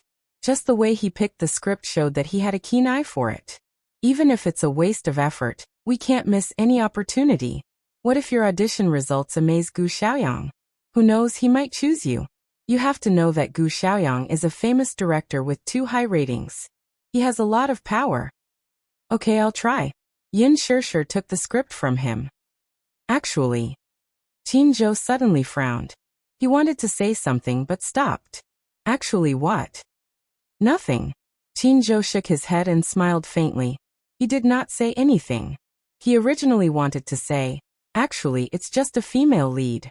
If we can get Mu Yaja to help us, it won't be a problem. But with Sure's personality, she might not be willing. She was strong-willed. She must want to get the role with her own abilities. Yin Sure smiled. Qinzhou, don't worry. I'll do my best. I won't let your efforts go to waste. Qinzhou smiled. When she got home, she began to study the script carefully. She finished reading it overnight. It was a rare and good script. In fact, palace dramas had always been a popular theme for TV dramas. In the past 10 years, 5 of the top 10 palace dramas had made it to the top of the top 10. Palace dramas had a very large audience. If the reputation and ratings were good, as the female lead, she would definitely win the hearts of the audience. The main storyline of the script mainly told the story of Qin Chang'e, the daughter of a concubine in the prime minister's residence, assisting the prince to ascend to the throne. She was given the title of empress, but in the end, she was betrayed and ended up in the cold palace. She suffered humiliation and died with hatred. After death, she was reborn 20 years ago. She took revenge domineeringly and finally reaped happiness. The characters were distinct, and the plot was intertwined. The theme was political intrigue and palace strife, which was fascinating. Yin Sure was certain that if this drama was well made, it would definitely become a new milestone in palace drama. It was a good script. Yin Sure sighed again in her heart. She couldn't hide her excitement. She didn't have much hope for the audition, but after reading the script, her fighting spirit was reignited. Taking advantage of the short break after the completion of the filming of The Green Apple, she studied the script 3 times and carefully highlighted the key points. Soon, Yin Sure received the script for the audition. The script for the audition was that 15 years after Qin Chang'e was banished to the Cold Palace, she was faced with the emperor's imperial edict to kill herself. She was heartbroken and resentful. Using this as the script for the audition was a great test of the actor's tension and knowledge of the lines. The day before the audition, Yin Sure was extremely nervous. She tossed and turned in bed, unable to fall asleep. She felt very regretful when she thought that this script might already have a female lead. She really wanted to get the chance to play the female lead. However, when she thought of the frightening fan bases of Lin Jiu and Han Yuyan, she thought that the competition was too great. Chapter 990. On the day of the audition, Yin Shirshir woke up early and rushed to the audition venue after she was done with her preparations. She was in the second group and was in the same batch as Lin Ji. However, the latter was the first and she was the last. As for Han Yuyan, she was in the first group. When she arrived at the venue, she went to find out about the first group's audition. The result was that Han Yuyan had been kicked out. Han Yuyan was kicked out. Yin Shirshir had seen the name list. Did she not hear that Han Yuyan's performance was commendable, and that the director was satisfied with it? Yes. The director said that he was satisfied, but it was just a superficial compliment. If he directly said that she was kicked out, wouldn't it be embarrassing for her? The director definitely didn't want to offend her. Even if she was kicked out, he had to make it look good. Of course, this is insider news that I heard, so it can't be fake. Yin Shirshir trusted her assistant's efficiency, but it was indeed a little surprising that Han Yuyan was eliminated in the first round. Why was she eliminated? Her assistant answered, she looks old. After all, her age is obvious. Moreover, in order to enter Hollywood, Han Yuyan's stylist intended to make her look like a top actress. Hence, the director felt that she was too old and didn't have the feeling he wanted. Yin Shirshir pouted. Qingguang Entertainment is really scheming. On Weibo, when the production team released the news of Han Yuyan's participation in the female lead audition, it blew up instantly. Han Yuyan's fanbase was not to be underestimated. The support for Han Yuyan to be the female lead was very strong. The production team clearly wanted to trample on Han Yuyan and boost Lin Ji. Han Yuyan must be very depressed, but she had no choice. This was indeed a good script. If there was a chance, she would definitely not let it go. Mushi brought Yin Shirshir to the dressing room. On the way, they brushed past a woman in a luxurious dress. Yin Shirshir glanced back, but did not pay much attention to her. Hence, she followed her assistant to the dressing room. Someone called out to her from behind. Stop right there. Yin Shirshir stopped in her tracks suspiciously. She slowly turned around and looked at the woman in front of her, who was dressed in a gorgeous phoenix coronet. It was a little unfamiliar, but he had some impression of it. She rarely paid attention to dramas and movies, so Mushi was the first to recognize her. She whispered into her ear, Shirshir, it's Lin Ji. Lin Ji? Mushi was visibly agitated. It was no wonder that Lin Ji was her goddess. At such a young age, she relied on her beautiful looks and superb acting skills to defend her place in the entertainment industry. Yin Shirshir looked at her, only to see that the woman in front of her was also sizing her up with a cold gaze. You are.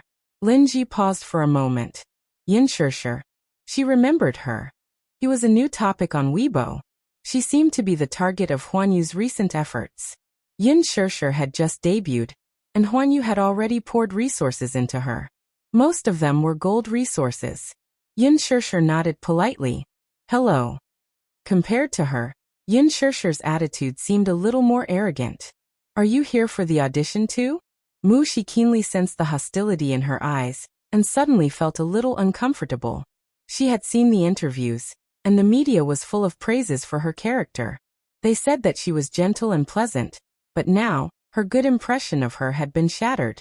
Yin Shirshir lightly replied, MHM. Chapter 991. In other words, she seemed to be implying that Yin Shirshir was shamelessly trying to compete with her for the female lead role. She was clearly trying to embarrass Yin Shirshir. Lin Ji was obviously hostile towards her. She did not know at first that Yin Shirshir would be participating in this audition. Despite the fact that the female lead had already been internally selected for this audition, Lin Ji was still displeased with the actress. Why? It was because they had both debuted not long ago, were both highly supported by the company, and had the same style. Huan Yu had used Yin Shirshir's popularity to hype her up since her debut. Of course, Yin Shirshir was unaware of this. The actress was aware of it, though, and she was still brooding over it. No one was willing to let their popularity be used by their competitor. Mushi broke out in a cold sweat, only to hear Yin Shirshir calmly say, MHM. This show is very popular, so I'll join in the fun. Her relaxed and teasing tone easily dispelled the awkward atmosphere. Lin Ji was stunned, and her gaze on Yin Shirshir deepened. Her assistant urged her from the side. It was almost her turn for the audition. Linji snorted, then turned around and left. Mushi's lips twitched. I've decided not to be a fan anymore. Ha! She fumed. That actress is so arrogant. She even deliberately made things difficult for you. I'm so angry. Alright, don't be angry. Sure. You must work hard and get the female lead role. Let's see if she still dares to look down on you. Yin Sure, however, was honest. I don't think I have a chance. Mushi was stunned. Are you that unconfident? I was still hopeful that the audition would be a success, but judging from her tone earlier, it seems that she's really the female lead, Yin Sure said. Then, are we still participating in the audition? Of course. Why not? Qin fought for this role for me, so how can I let him down? Even if I can't get the female lead role, I can at least make myself known. Yin Sure said optimistically. Get acquainted. Mushi was tickled by her optimistic side. When she entered the dressing room, the stylist's attitude became much colder when he heard that she was an artist from Huanyu. He casually threw her a set of white clothes and left. Yin Sure opened the plain white dress. She thought about the luxurious dress Lin Ji was wearing. Indeed, it couldn't be compared. Mushi said gloomily. That's too much. Lin Ji's clothes are so pretty, but why do you look like morning clothes? Yin Sure raised a brow and suddenly smiled. Mushi, help me with my makeup. My makeup skills aren't that good. You don't have to put on too much makeup. Just put on a thicker layer of powder, make your face look more haggard, make your eyes bigger, make your eyelashes longer, and make your lips a little more chapped. That's easy. With that, she got to work. Not long after, the makeup was done. Yin Sure looked at the mirror, and a haggard yet beautiful face came into view. Since the audition script was a cold palace drama, the makeup could not be too gorgeous and should look more haggard. She was the last in the second group. Youngmi suddenly walked in, and was surprised to see Yin Sure there. She was even more surprised to see her in a white shirt and haggard makeup. Sure, are you here for the audition too? Yin Sure smiled when she saw her. Yes. Chapter 992. Yin Sure explained. The audition script is a scene in the cold palace, so, cold palace. She raised a brow suspiciously. Sure, did you get the wrong script? What? The audition isn't a scene in the cold palace. You must have gotten it wrong. She told her the truth. Yin Sure, however, was stunned. Wrong? How could it be wrong? This script was given to her by Qin Zhou. Alarmed, Mushi quickly called the manager to verify the situation. He, however, said, the script is from Chungguang Entertainment. Why? Is it wrong? Mushi replied, I just asked around. The first group's audition seems to be for the female lead's conferment. It seems that someone cheated. He gritted his teeth and said in a low voice, Chungguang Entertainment purposely gave me a wrong script. What should we do then? Mushi was as anxious as an ant on a hot pan. Yin Sure, prepare for the second group's audition. Someone knocked on the door to inform Yin Sure to prepare for the audition. The scene was in a deadlock for a moment. Mushi was even more anxious now. At this critical moment, the script was wrong. What should she do? Why don't? Sure, we don't audition? She suggested. Yin Sure exchanged glances with Youngmi, pursing her lips. She calmly said, let's try.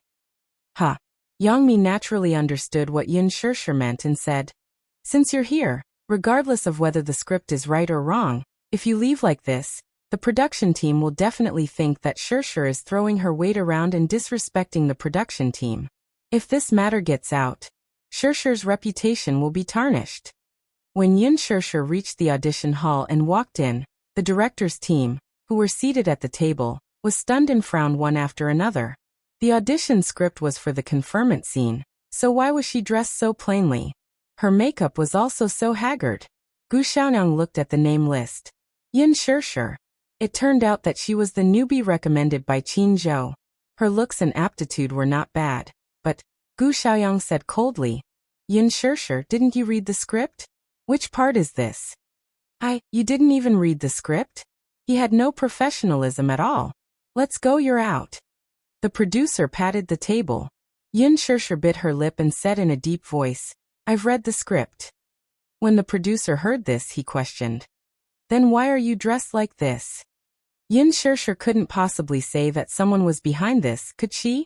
This producer looked very crafty and would definitely think that she was shirking her responsibility. "All right, I see that you didn't prepare seriously at all. You don't value this audition at all. You're out." The producer spoke, as if he didn't intend to leave her any leeway. Yin Shirshir bit her lips and frowned slightly. Although she was unwilling, she couldn't say anything. Just as he was about to leave, Gu Xiaoyang suddenly spoke. "Hold on." Yin Shirshir paused and decided to give him some leeway. Gu Xiaoyang flipped through the script and asked, "Which part are you preparing for?" Yin Shirshir replied, "The part where I was sentenced to death in the cold palace." "All right, you can start then." The producer beside them was anxious. "Director Gu. This person obviously doesn't value this audition. Why are you? At least let her finish her performance." Gu Xiaoyang looked a little impatient. "Are you the director, or am I the director?" The producer kept quiet. Gu Xiaoyang could tell that Yin Shirshir had read the script and had read it very carefully. Chapter 993. Her snow-white outfit and haggard face were very suitable for the scene. Moreover, she was recommended by Qin Zhou. At the very least, he had to let her finish her performance for his sake. Yin Shirshir thanked him gratefully. "Thank you, director, for giving me this chance." Gu Xiaoyang folded his arms and casually said, "Start your performance. You have 3 minutes." Yin Shirshir adjusted her emotions and quickly got into character. 10 years. 10 whole years. It's me. I've been by your side, risking my life with you, assisting you wholeheartedly. Finally, you ascended to the throne and obtained this vast empire, but what did I get? What did I get? I gave my all for you without any complaints or regrets, but in return, I was imprisoned for 10 years. Now you actually want to kill me. Nailanyi, you're so heartless. Yin Shirshir's eyes were ashen, but deep within them, there was a sinister hatred. The dramatic expression on her face was full of tension. Gu Xiaoyang crossed his arms in front of his chest and watched in silence. His expression was profound, and no one could tell if he was happy, angry, or sad. When Yin Shirshir left the audition hall, Mu Shi, who had been waiting outside, immediately went up to her. "How was it? Did you pass?" Yin Shirshir looked at her calmly. "No." "Ah, you're eliminated directly?" This result was too surprising. She was 100% confident in Shirshir's acting skills. Mu Shi widened her eyes in shock. "How did you get eliminated directly? Even if there was a mistake in the audition script, with your acting skills, it's impossible for you to be eliminated in the first round. Did the director say anything?" "The director didn't say anything," Yin Shirshir replied. "It was the producer who announced the result directly." Sigh. I should have known that the producer and investor are in cahoots. It's clear that Qingguang has already decided on Lin Ji as the female lead. Mu Shi scratched her head gloomily. Yin Shirshir said, "So it's not surprising that I'm eliminated." After removing her makeup, Yin Shirshir and her assistant left. In the car, Yin Shirshir received a call from Qin Zhou. "Shirshir, I heard from Director Gu that you were eliminated?" "Yes." Yin Shirshir's expression was very calm. After all, she had expected this, and it was not unexpected. "Don't be sad, Director Gu just called and praised you. He said that your acting skills are very good, but he revealed that this audition is just a gimmick, and that they have already decided on the female lead." Yin Shirshir said, "It's Lin Ji, right?" "You know?" "Yes. Therefore, I am not surprised by this result." Qin Zhou continued, "Director Gu said that if you're willing, he can use his authority to cast you as the second female lead. What do you think? Will you consider it?" Second female lead? In the script, the second female lead was the female lead's elder sister, Qin Xianhui. She was the #1 beauty in Western Liang, and the daughter of the Prime Minister. She had a vicious heart and was extremely shrewd. On the surface, she looked gentle and generous, but in reality, she was an extremely vicious woman. In her past life, she was the mastermind behind Qin Changle's death. After Qin Changle's rebirth, Qin Xianhui continued to plot against her. In the end, she suffered the consequences of her own actions. It was a role that tested one's acting skills but did not please the audience. Still, it was a very important role. Qin Xianhui's role was entirely to support Qin Changle's character. Yin Shirshir frowned but did not say anything. Chapter 994. What is it? Qin Zhou calmly read a name over the phone. Muyaja. Yin Shirshir could not help but clench her fists. She really liked the script of Lethal Beauty. However, the entertainment industry was like this. It was not about ability.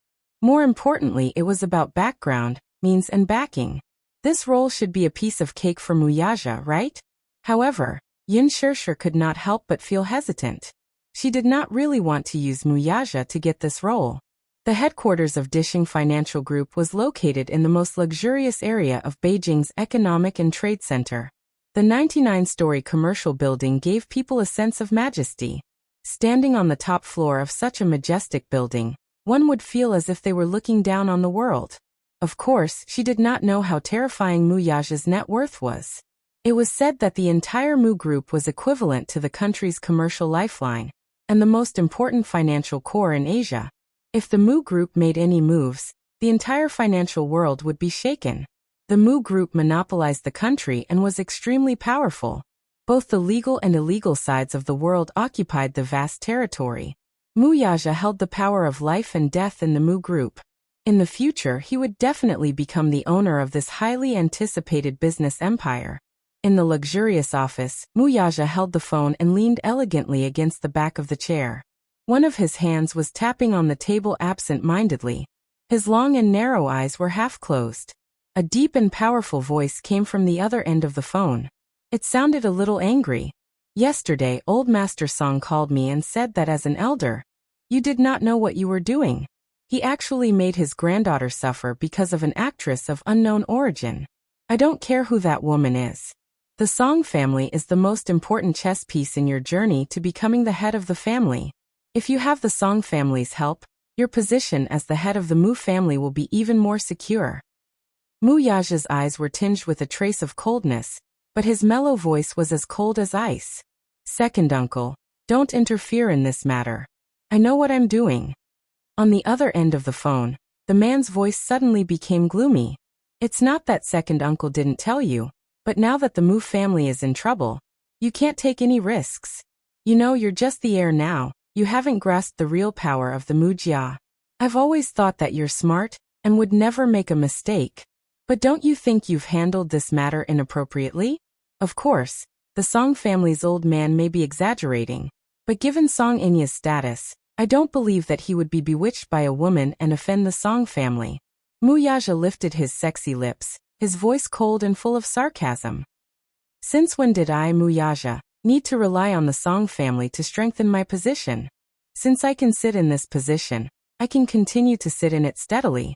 The man suddenly fell silent and did not make a sound. Muyaja chuckled. Second uncle, your and Grandpa's era is over. It's my era now. The man sighed and said indignantly, it's up to you. Don't disappoint second uncle though. Second uncle still believes in your ability. Handle this matter well. I know what I'm doing. Chapter 995. Even the faint breathing and whispering outside the door could be easily heard. He raised his eyes and looked at the door, saying coldly, come in. As his voice fell, the person outside the door seemed to hesitate for a long time. After hesitating for a long time, he pushed the door open. Yin Shirshir strode in. The moment she stepped into the office, she could feel the strange heavy atmosphere. This office was shockingly huge. It was more than 100 square meters. The decoration was simple yet luxurious, but standing in it, one could easily feel an invisible pressure. Even their breathing could not help but be suppressed. Yin Shirshir looked at the man sitting at the desk. At this moment, he was elegantly supporting his chin with one hand as he stared straight at her. His eyes were no longer as gentle as they were in the morning. They were so deep and dark that one would not dare to look directly at them. His expression was as cold as ice. His icy gaze swept past Yin Shirshir and Mu Shi, who were standing at the door. A strong aura swept over them. Mu Shi was intimidated by his gaze and broke out in a cold sweat. The emperor-like aura emanating from him made her feel timid. She could not help but hide behind Yin Shirshir. Chairman Mu. She had just opened her mouth when she saw his pair of eyes as dark and gloomy as a black fog. They were very deep, very dark and cold. She could not help but lower her head in shock, not daring to speak. Get out. I don't like to be disturbed when I'm working. Muyaja narrowed his eyes and knocked on the table. His cold gaze fell on Mushi. His tone was very calm, but it revealed a majestic aura that made one unable to look directly at him. Just a few words made Mushi break out in a cold sweat. Yin Shirshir said to her, "You can leave now." Mushi left the office. Muyaja's expression eased a little. "Why are you here?" Muyaja swept a glance at Yin Shirshir. However, at this moment he was clearly not in a good mood as his face was gloomy. He did not like to be disturbed when he was working. This was especially true when he had an argument with his second uncle earlier. He was in a very bad mood. "Am I disturbing you?" Seeing this, Yin Shirshir saw that the man was constantly emitting a low pressure. She probed, "Then should I go out too?" Muyaja suddenly raised his arrogant chin, and the corners of his lips curled up. "What are you doing here?" Different. The man in front of her was completely different from the Muyaja she knew. Sometimes, this man's aura was really domineering. At this moment, Muyaja was like a high and mighty emperor. Just one look from him was enough to make people feel fear. Muyaja looked at her deeply and suddenly said in a deep voice, "Come here." Yin Shirshir didn't dare to move. She had never seen such a cold and unfeeling side of this man. His expressionless face always made people feel that he was overly cold. Seeing that she still didn't move, Muyaja said, "Come here." Yin Shirshir was startled by this indifferent tone. She stood there in a daze, feeling a little helpless. She didn't dare to go over, afraid that he would swallow her whole. She hesitated for a moment, and then slowly walked to his side. The chair was turned around, and he pulled her into his embrace. She cried out in surprise as her waist was firmly held by him, and her whole body was locked in his embrace. Chapter 996. The man bent down and bit her earlobe. His long fingers pinched her chin, forcing her to look up at him. Muyaja's voice was low and charming. "What's with that look? It's as if I'm going to eat you alive." "Because you don't seem to be in a good mood." Muyaja closed his eyes slightly, and a trace of fatigue appeared on his face. "I'm a little tired." He had 3 video conferences in the morning, followed by a series of tedious affairs. It was inevitable that he felt a little frustrated. Yin Shirshir reached out and rubbed his temples. The moderate amount of strength was just enough to relieve his faintly tense nerves. "Are you feeling better?" she asked when she saw him frowning. "I'm feeling better." Muyaja opened his eyes, grabbed her chin, and kissed the corner of her lips. "Are you looking for me for something?" Yin Shirshir nodded. Suddenly, she shook her head. Muyaja laughed. He did not know what she wanted to say. "Is there anything?" Yin Shirshir did not mention that matter to him in the end. She wanted to get rid of him and get the role in Lethal Beauty for her.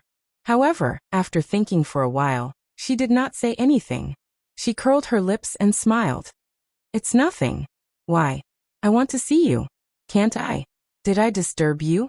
Are you unhappy?" Muyaja scratched the bridge of her nose. "You can come whenever you want." After that, he bent down and kissed her lips. It was just a small bite. The tip of his tongue ran over her lips wantonly. It was a charming kiss. She pushed him away. "When do you get off work?" 5 o'clock. "Okay. I'll wait for you." After that, she went back to the sofa obediently. She picked up a magazine and flipped through it. She planned to wait for him to get off work and go home together. Minyu suddenly knocked on the door and walked in. He saw Yin Shirshir sitting on the sofa. She smiled and nodded. Then she came to him and said slowly, "Boss CEO Wang of Huafeng Appliances invited you for dinner tonight." "I'm not going." "But this dinner is very important. You've already rejected him 3 times. If you reject him again, I'm afraid you won't be giving him face. This isn't good, right?" Muyaja frowned. CEO Wang of Huafeng Electric Appliances had invited him 3 times, but he had turned him down one by one, because someone was waiting for him at home. Therefore, he turned down all the dinners that night. Yin Shirshir looked up. "Muyaja, go ahead." He raised his eyebrows. "Can I go with you?" Muyaja raised his eyebrows. You're willing to accompany me? Yes. On the way to the dinner, Yin Shirshir sat in the front passenger seat and said nervously, This seems to be my first time attending a dinner party. I'm a little nervous. Muyaja. This stupid woman. It's just a dinner party. What's there to be nervous about? Yin Shirshir turned her head and asked, What do you think I should do if I get forced to drink? Muyaja raised his eyebrows and rubbed her head lazily. He smiled and said, I'd like to see who dares to force you to drink. Yin Shirshir was stunned. The so-called dinner party was a social gathering at the table. It was a clash of interests. As the CEO of Mu Group, this kind of thing was commonplace. In China, there was such an unspoken social circle. A group of people would sit at the table and talk about business and interests over wine. Chapter 997. This time, it was nothing more than the boss of a financial group who had made a wrong decision a few days ago and caused quite a bit of trouble. Hence, he quickly gathered a group of friends and booked a private room at a 5-star hotel, hoping that Muyaja would lend a helping hand. At the table, Yin Shirshir finally understood the meaning behind Muyaja's words. It was different from what she had imagined. Indeed, no one dared to force her to drink. After Muyaja introduced her, the group of men in suits looked at her in awe. Even if she was drinking fruit juice, those men still toasted her by the glass and downed it in one gulp without any hesitation. Their actions were so nimble that it was like moving clouds and flowing water. Their gazes towards her were also filled with fear and trepidation. Alright, was she that scary? Or rather, was the big boss sitting beside her that scary? How would those people dare to force Yin Shirshir to drink? They couldn't wait to compliment her. They had a favor to ask of Muyaja, so if they were careless and made him unhappy, their company would be completely destroyed with just one word from him. Even if they were all sprawled on the table and carried back, they wouldn't be able to force Yin Shirshir to drink. After the dinner, someone enthusiastically suggested that Muyaja and Yin Shirshir be invited to the most luxurious KTV in Beijing, Las Vegas, for a karaoke session. Yin Shirshir's heart skipped a beat. Las Vegas? It was said that it was the most expensive entertainment club in Beijing. The smallest private room inside had 2 floors and was especially luxurious. Out of curiosity, she wanted to go and see what the most luxurious entertainment club in Beijing was like. Hence, she gave Muyaja a very cute, expectant and yearning look. Her sparkling eyes were like a little puppy trying to please him. Muyaja's eyes twitched fiercely. The thought of going to the KTV to listen to those old men wailing like ghosts and howling like wolves, those strange lights, those deafening sound effects, and those fawning faces gave him a terrible headache. However, she seemed to want to go. Muyaja said, It can't be too late. Everyone cheered, but when they saw the boss's icy gaze, they immediately shut their mouths. Muyaja and Yin Shirshir were escorted to Las Vegas by a group of people, as if they were the stars surrounding the moon. Upon hearing that the CEO of Dishing Financial Group was coming, the manager of Las Vegas booked the biggest KTV room for them. Yin Shirshir held Muyaja's hand in amazement. She looked left and right, feeling that everything was new to her. After all, she rarely came out to play. When she was in university, it was popular for her classmates to gather and sing together, but she didn't have much time to go out and play.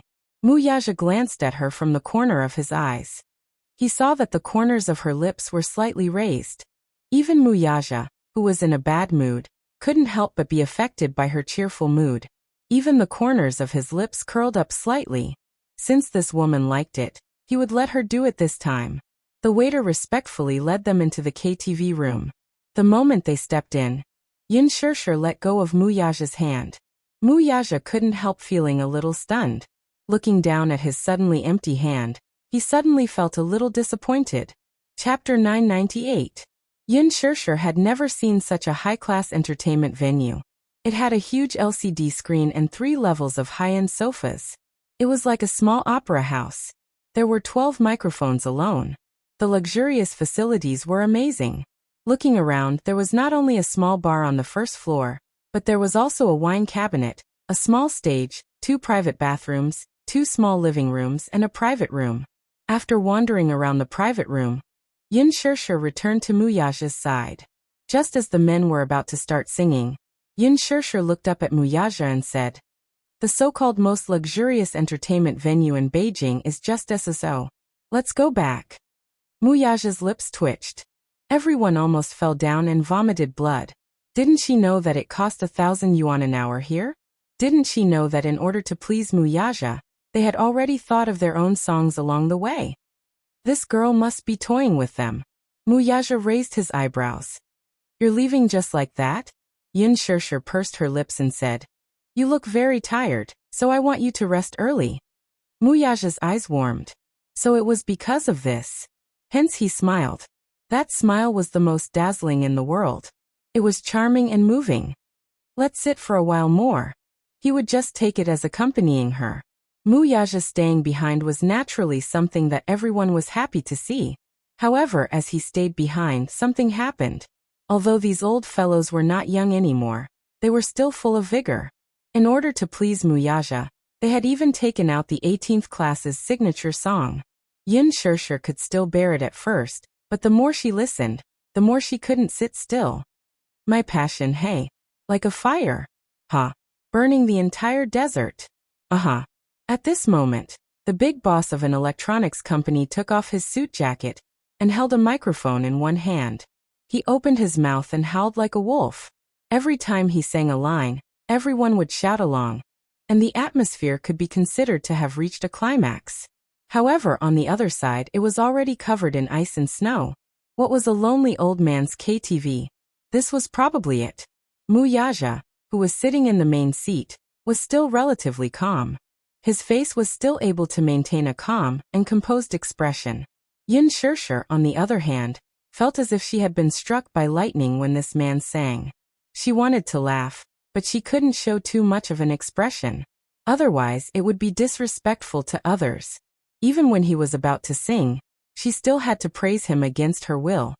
"Aya, CEO Wang, I didn't expect you to have such a good voice." Oh no, she suddenly regretted staying. When the song was finally over, Yin Shirshir collapsed on the sofa and heaved a sigh of relief. She could not even laugh as her stomach hurt terribly from holding it in. Then a few people pushed the microphone to a relatively young man. It was said that he was the son of a consortium. Everyone praised him, saying that this young master sang well. This song, A Chinese Ghost Story, was earth-shattering. It was like heaven and earth, but not on earth. A Chinese ghost story? Was it Zhang Guorong's? Yin Shirshir was instantly interested. This song was very nice. It was affectionate and pleasant to the ears. It was a classic among classics.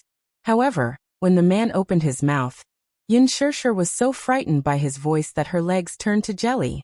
This song really gave off the feeling of a ghost when he sang it. Chapter 999. Who was the one who sang such an earth-shattering song? That's right, this man's song was simply earth-shattering. Demonic sound, devastation, devastation. It was simply a heavy blow to her body and mind. After he finished singing, Yin Shirshir clutched her chest with some internal injuries, but she still forced a smile and gave him a thumbs up. She sighed and said, "This song should only exist in the heavens. Admirable, really admirable." The man was a little embarrassed by her praise. He scratched his head and smiled embarrassedly. Thus, after sitting for half an hour, the demonic sound bombarded Yin Shirshir one after another. At first, she was a little unsettled, but gradually she became numb. "Miss Yin, aren't you going to sing a song for young Master Mu? Since you're here, show us what you can do." No one dared to ask Muyaja to sing, but this woman seemed easy to talk to, so they all encouraged her. Yin Shirshir pursed her lips and waved her hand. She smiled and said, "I'd better not sing." Muyaja suddenly smiled and said, "I want to hear it." Yin Shirshir was stunned and turned her head mechanically. No way, he's just going to undermine me like this? With Muyaja's words, everyone became bolder and more enthusiastic. "Miss Yin, young Master Mu has already said, just sing one song." "That's right, don't be shy, we're all on the same side." On the same side my ass. But, Yin Shirshir suddenly walked to the karaoke machine and sat down. Since Muyaja wanted to hear it, then she would take care of it. She chose Mo Oneway's song, which was also Yin Shirshir's favorite and the most emotional song. The lyrics were very touching. There were many different versions of this song. She had heard Chi Chin sing it since she was young, but she preferred Mo Oneway's version. She picked up a clean microphone at the side. Those men didn't spit on her, and sat on the small stage. The quiet piano music suddenly played, and the huge private room suddenly became silent. Holding the microphone, Yun Shirshir sang along with the accompaniment of the music affectionately. A long, long time ago, you owned me, and I owned you. A long, long time ago, you left me to soar in the distant sky. The outside world was very exciting. The outside world was very helpless. When you think the outside world is wonderful, I will give you my best wishes here. Every time the sun sets, I always look forward to you here. Although it was raining in the sky, I am still here, waiting for your return. Yun Shirshir's voice was very soft, but it faintly revealed a sense of vicissitudes, floating, ethereal and mellow, so it was very suitable for such a quiet song. She sang very emotionally and was very engrossed in the song. She was like an affectionate singer who used her soul to interpret the song. She sang this song as if it was her own song. Everyone was deeply attracted by this beautiful voice. Even Muyaja's eyes could not help but darken a little. The meaning of the lyrics of this song was very simple, but it was beautifully written and very sad. These people were the bosses of big companies. Some of them had inherited the family business and lived a wealthy life. When they entered society, they faced competition and were tortured to the point that they lost their pride. No matter how tired they were, they could only endure. Chapter 1000. Everyone had a disease, and that was to reminisce. It wasn't too cold at the top. Even though these people were wealthy, they all had sorrowful pasts. Thinking about this life filled with regret, sorrow, and uncertainty, it made one sigh endlessly. Even though they were all iron-blooded men, and were used to the fickleness of society, no matter how hard a person's heart was, there would always be a weakness. This song couldn't help but remind them of their sorrowful pasts, and those who listened were all moved. Muyaja listened to the song, and his gaze gradually became blurry. He suddenly looked at Yun Shirshir, who was sitting on the stage. At that moment, she was sitting there quietly, and the lights were quietly shining on her body. Half of her face was buried in the shadows and couldn't be seen clearly, but he could feel a little pain from her singing. In just a moment, her singing revealed a vulnerability that was usually hard to detect, and it made people's hearts ache. After the song was finished, the room was strangely quiet. Some of the people sitting on the sofa held their foreheads and cried silently, while others held their sour noses, their eyes filled with bitterness. Yun Shirshir stood up in embarrassment. Surrounded by the lights, she couldn't see what was going on in her seat. However, just as she stepped off the stage, she was pulled into a pair of strong arms. She looked up in shock and saw Muyaja's handsome side profile. Her heart skipped a beat, and she instinctively followed her heart's desire and wrapped her arms around his shoulders. Why didn't I realize before that you can sing so well? That's because you've never heard me sing before. Suddenly, sparse applause came from the second floor. Gradually, everyone started clapping vigorously, and they were sincerely amazed by Yun Shirshir's song. Yun Shirshir then realized that they were still in the KTV, so she shyly pushed Muyaja and muttered softly, "Hey, there's someone here." At that moment, the people upstairs saw such a heartwarming scene, so they took the opportunity to encourage, "Let's sing another song. You sing so well. Master Mu, why don't you give us some face and sing a song with Miss Yun Shirshir?" Hearing this, Yun Shirshir slowly raised her head. Her eyes were bright and her cheeks were red. She said longingly, "Yes. Why don't you sing a song too? I want to hear it too." As she said this, she blinked her eyes as if she had thought of something romantic. Then she said excitedly, come on. Let's sing together. Just sing I Miss You. Muyaja." This song was a duet between a man and a woman. It was sung by Gu Xingze and Su Xintian. As soon as the song was released, it reached the top of the album bestseller list. Muyaja turned his face away and said coolly, "I won't." He didn't want to sing those little love songs with lyrics like, "I love you love me, you love me." Yun Shirshir glared at him. How could she believe his words? "No. You definitely can. In any case, you have a management company under your name. How can a person who manages artists not know how to sing?" She even tried to goad him, but young Master Mu was dismissive of her little tricks. He glanced at her from the corner of his eyes and said firmly, "I won't sing." Yin Shirshir looked aggrieved and resentful, but Mu Yaja ignored her. Chapter 1001. Who's going to sing this song with me? Mu Yaja listened to the melodious music in a daze. He looked at the MV on the screen and raised his eyebrows in disbelief. This stupid woman dared to sing a love song with someone else in front of him? She was asking for death. Mu Yaja turned his head coldly. His pair of cold and terrifying eyes swept across the crowd. His expression seemed to say, "Who dares to take the microphone?" It was as if whoever dared to sing this song with Yin Shirshir would be crushed by the Mu group tomorrow morning. When the crowd saw his sharp and cold eyes, they thought of their own businesses and naturally did not dare to offend this man. How would they dare to care about Yin Shirshir? The young man who sang a Chinese ghost story was about to happily take Yin Shirshir's microphone when the man who was on good terms with him immediately tugged at his sleeve and signaled to Mu Yaja with his eyes. The latter looked in the direction of his gaze and saw a certain man staring at his hand expressionlessly. His gaze was as sharp as a sword.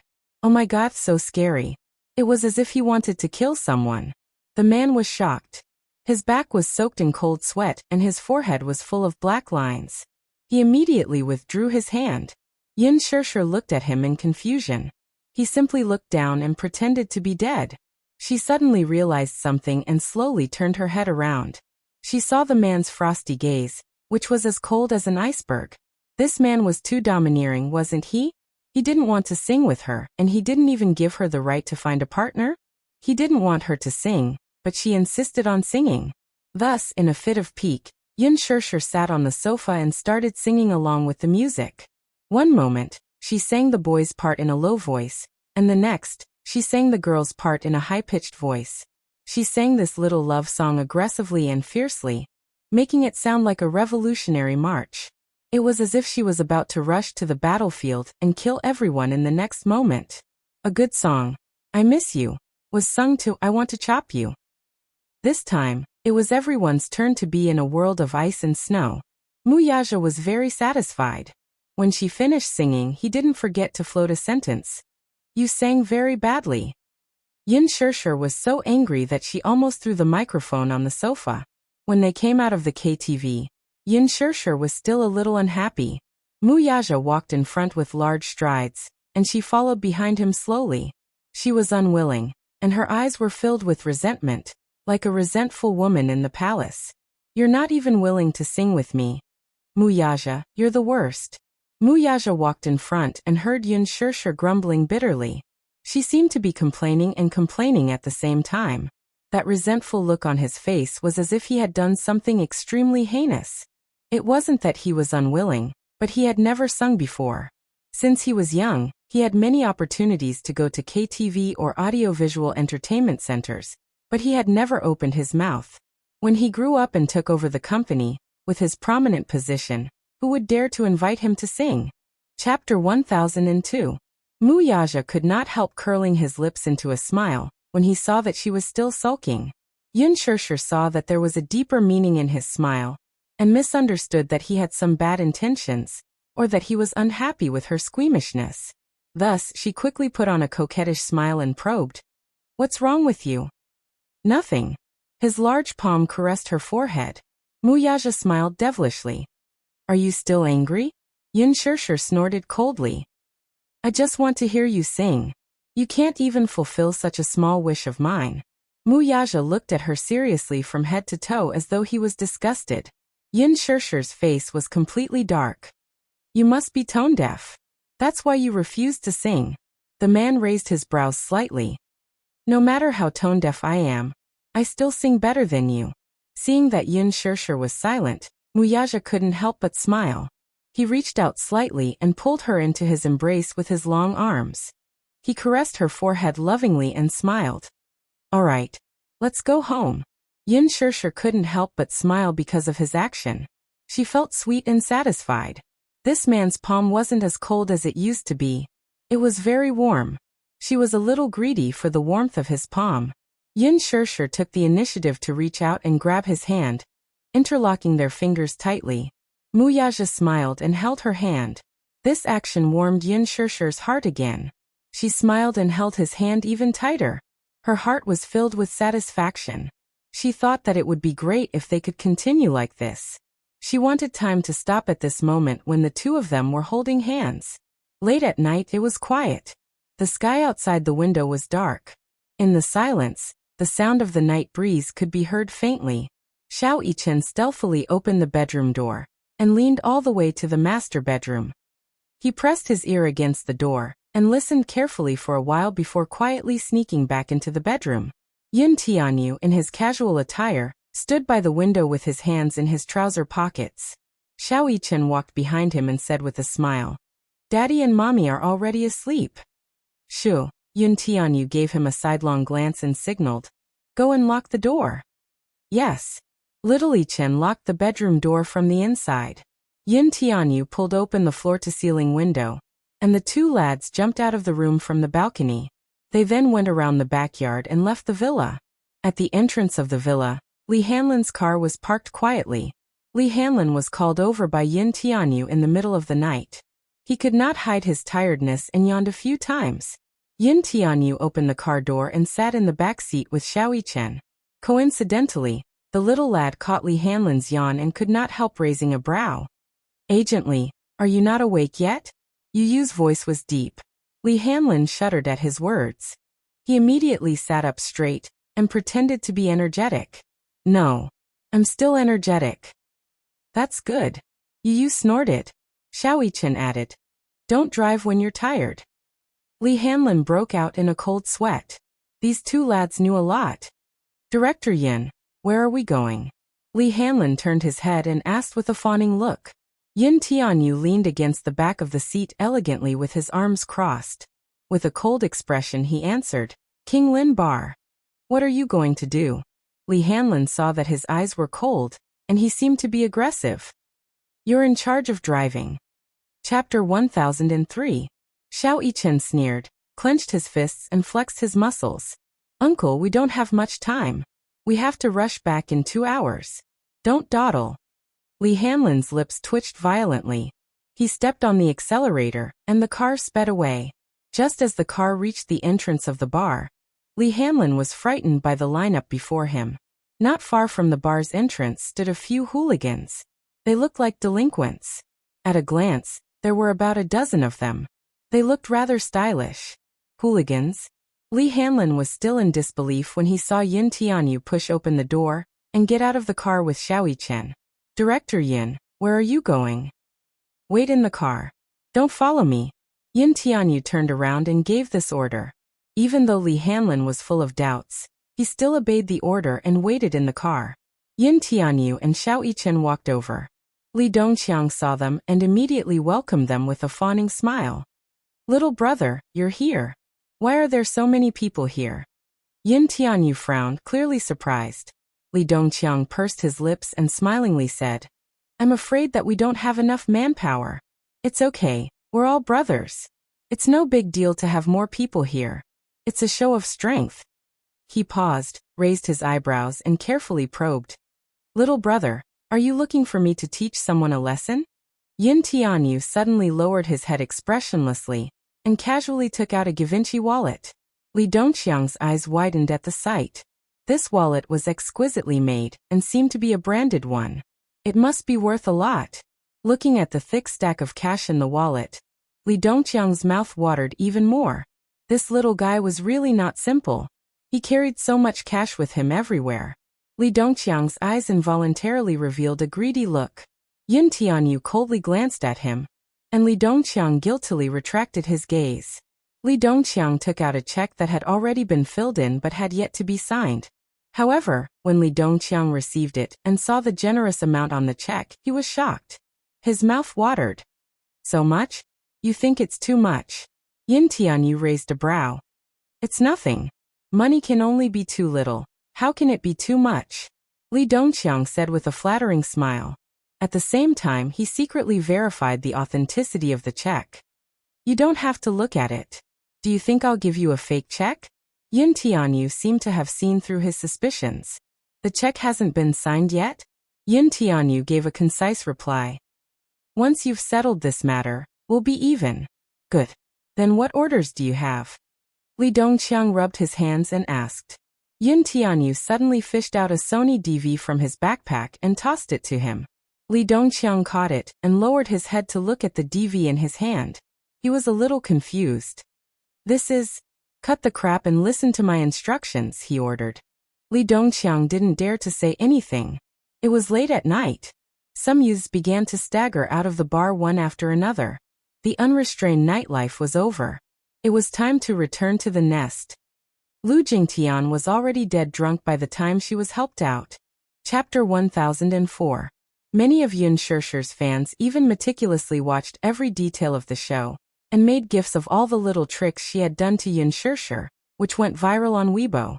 Following this, netizens began to denounce her with righteous indignation. Many of them even dug out her family background. As a newcomer who had just debuted, her acting skills had always been questioned. Ostracizing fellow actors and bullying newcomers, netizens dug up all kinds of things about her past. As such, the army of public opinion crushed her pitiful fan club overnight. No matter how the PR team behind her tried to clear her name, the netizens did not seem to buy it. Instead, they accused her of using Yun Shishir to hype herself up. Hype. She used Yun Shishir to hype herself up? She was really wronged in this regard. Indeed, artistes needed exposure. Many would even use scandals to hype themselves up. Lu Jingtian was different though. She had always been very concerned about her image in front of the public. Her team also intended to create an image of her as a pure starlet, trying their best to cover up her dark spots so that she could present a better side to the public. Unfortunately, she did not live up to expectations. Her scandals exploded on the internet one after another. It was simply one after another, too many to enumerate. Lu Jingtian has no acting skills to speak of. She's not even worthy of being called a vase. She's so ugly and unrecognizable. One look at her nose and eyes, and you can tell that she's based on a baby. The key is that she hasn't done the surgery yet. How can she compare to Shishir? She's quite scheming, huh? Doge. At the very least, vases are good-looking and exquisite. How can that ugly woman be called a vase? Don't insult a vase. Is it that exaggerated? I've seen the trailer for The Green Apple, and she looks pretty good in it. That's just makeup, okay? I saw her barefaced face in a candid photo taken at the airport. It's unspeakably ugly. She looks like an old woman without makeup. The reason why she can get so many resources when she debuted is because her father is a senior executive in Huanyu. This is a classic example of opening the back door. I heard that when Lu Jingtian debuted in the past, she wanted to tie her name to Gu Xingzi for publicity purposes. Gu Xingzi didn't even look at her. Nonsense. If Gu Xingzi and Lu Jingtian are tied together to create hype, it'll be so degrading. Gu Xingzi is wise. If Lu Jingtian uses him to create hype, he'll lose millions of fans. Auntie Lu, you're so ugly. On Weibo forums and Tieba, there were different versions of her scandal every day. In fact, there were plenty of actresses in the entertainment industry who were more scheming than her. They usually kept a low profile and carefully hid their flaws. Alas, this time, she could not avoid it because she was truly stupid. The Green Apple had not yet been released, but it had already gathered a large number of fans of the original novel. As the winter/summer couple, many fans of the original novel were very supportive of Gu Xingzi and Yun Shishir being a couple. Lu Jingtian had interfered and ostracized Yun Shishir on the show. Was she not inviting criticism for herself? Chapter 1005. As a result, she was in a bad mood these few days. She spent several nights at the bar, feeling dispirited. Her friend helped her to the door when she suddenly felt her insides churning. Pushing her friend away, she stumbled to the entrance of the alley and vomited while leaning against the wall. Her friend frowned. Accompanying this willful missy out for a drink was really a tough task. He walked to the intersection and hailed a taxi, but she was nowhere to be seen. He could not help but feel strange. When he reached the entrance of the alley, a fishy smell hit him in the face. He immediately covered his nose and mouth and shone his phone's flashlight on the ground, only to see a puddle of vomit on the ground. Beside it, a bag had fallen to the ground. He picked up the bag. It belonged to her, but she was nowhere to be found. Where did she go? He looked all around but couldn't find her. He was immediately frustrated. A black car sped along the road. Li Dongqiang's eyes darted to the rearview mirror as he drove. Yin Tianyu sat in the front passenger seat while Xiao Yichen sat in the back seat. Beside him was the unconscious Lu Jingtian. She lay limp in the seat with her hands and legs tied tightly with ropes. Her eyes and mouth were covered with a black cloth. Li Dongqiang was deeply shocked. Is this a kidnapping? How exciting! This lad is so daring at such a young age. Although he was in the triad, he was at best a hooligan. He had done many petty thefts, but there were some things he dared not do. Even though he had killed people before, they were all civilians. He looked at this woman, who was dressed in branded clothes and seemed to be rich, and could not help but feel nervous. He was a typical bully and feared the strong. He was most afraid of offending big shots that he should not offend. He had learned his lesson from offending Yin Shishir the last time. Thus he asked, "If we do this, won't we blow things up? What are you afraid of?" Yin Tianyu gave him a sidelong glance and casually asked, "You're so timid, yet you're still in the triad." Li Dongqiang replied resentfully, "Although I'm in the triad, I still haven't made a name for myself. I have to take a detour whenever I meet those big shots." At this moment, he was completely unaware that there was a major character sitting beside him. Although this big shot was a little young, Yin Tianyu snorted and did not bother with him again. Li Dongqiang still wanted to say something, but Yin Tianyu cut him off impatiently. "Cut the crap. I'm letting you do this so naturally, I can ensure that nothing happens to you." His tone was like that of a king, shocking Li Dongqiang. Were all kids these days so powerful? His methods were even more professional than his. Xiao Yichen, who was standing behind him, seemed to have transformed into Yu's little fanboy. This little brother of his was really amazing. His style of doing things was just like his father, ruthless and merciless. He liked it. He turned to look at Lu Jingtian and snorted. He didn't like people who bullied his mommy. Therefore, he would not show any mercy. The car sped to a stop on East Street. Li Dongqiang, who was guarding a gambling den, alighted from the car and carried her into a small, dark room inside. As soon as he entered the room, Li Dongqiang threw him onto the bed. The bed was made of metal and was very hard. Li Dongqiang did not go easy on her. With a toss and a bump, she woke up with a start.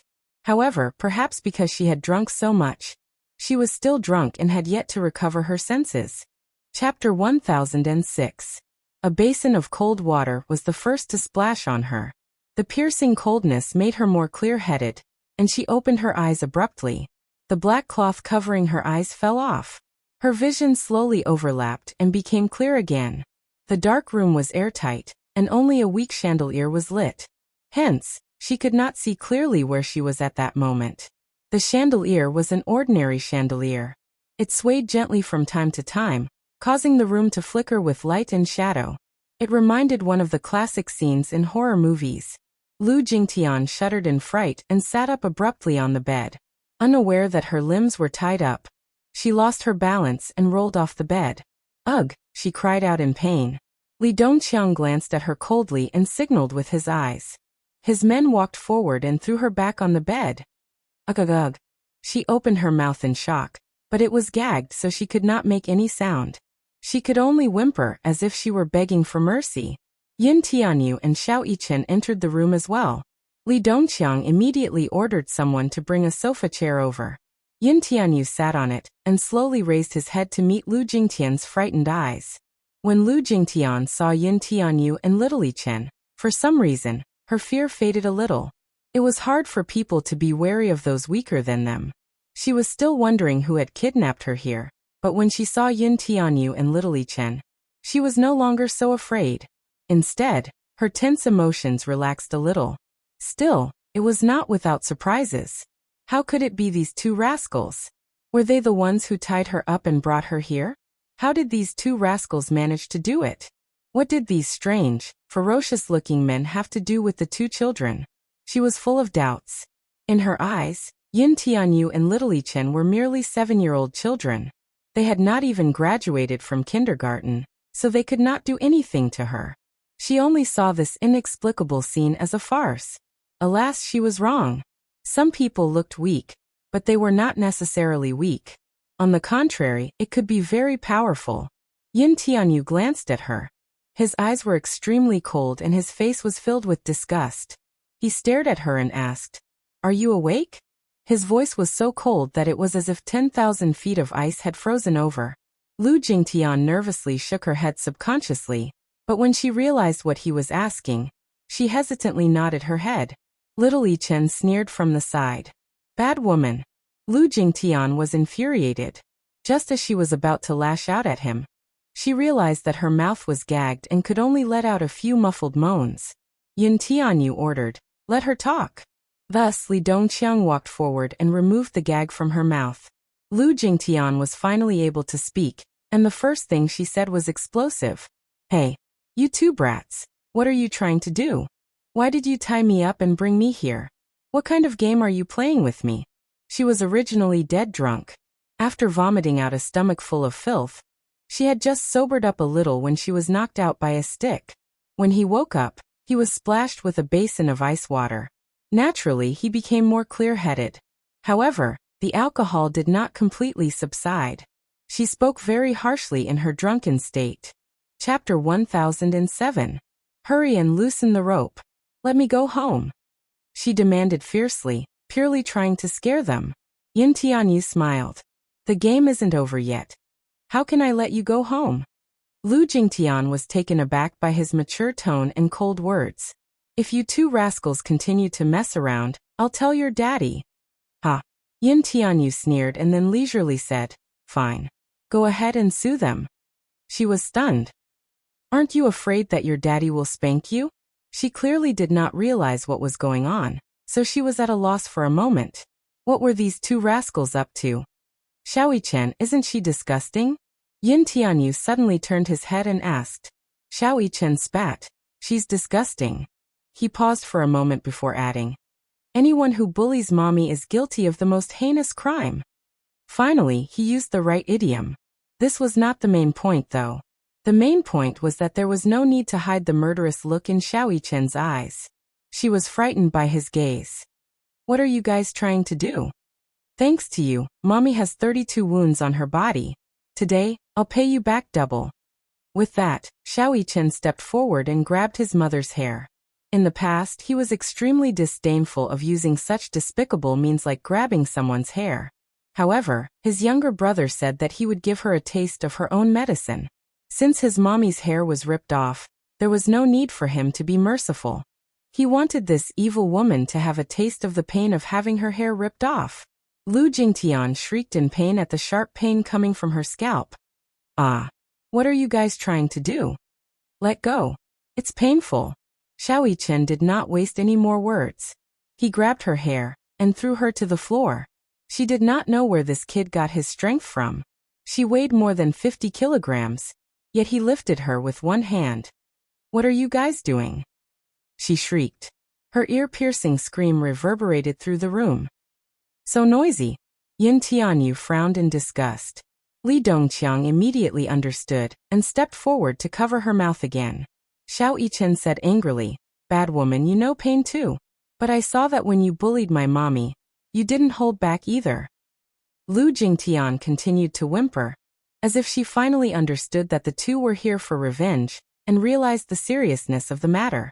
Xiaoyichen was about to make a move when he saw the woman's face, which was filled with fear and hatred, and suddenly felt awkward. He suddenly put down his fist and returned to Yu Yu's side with a gloomy expression. He pouted and looked unhappy. "What's wrong?" Yu Yu glanced at her. "Disgusting. My hands are dirty," Xiaoyichen said with a frown. "Besides, if I touch her, her bones will fall apart." These words were not wrong. Xiaoyichen's punch was equivalent to 80% of a grown man's strength. What kind of concept was that?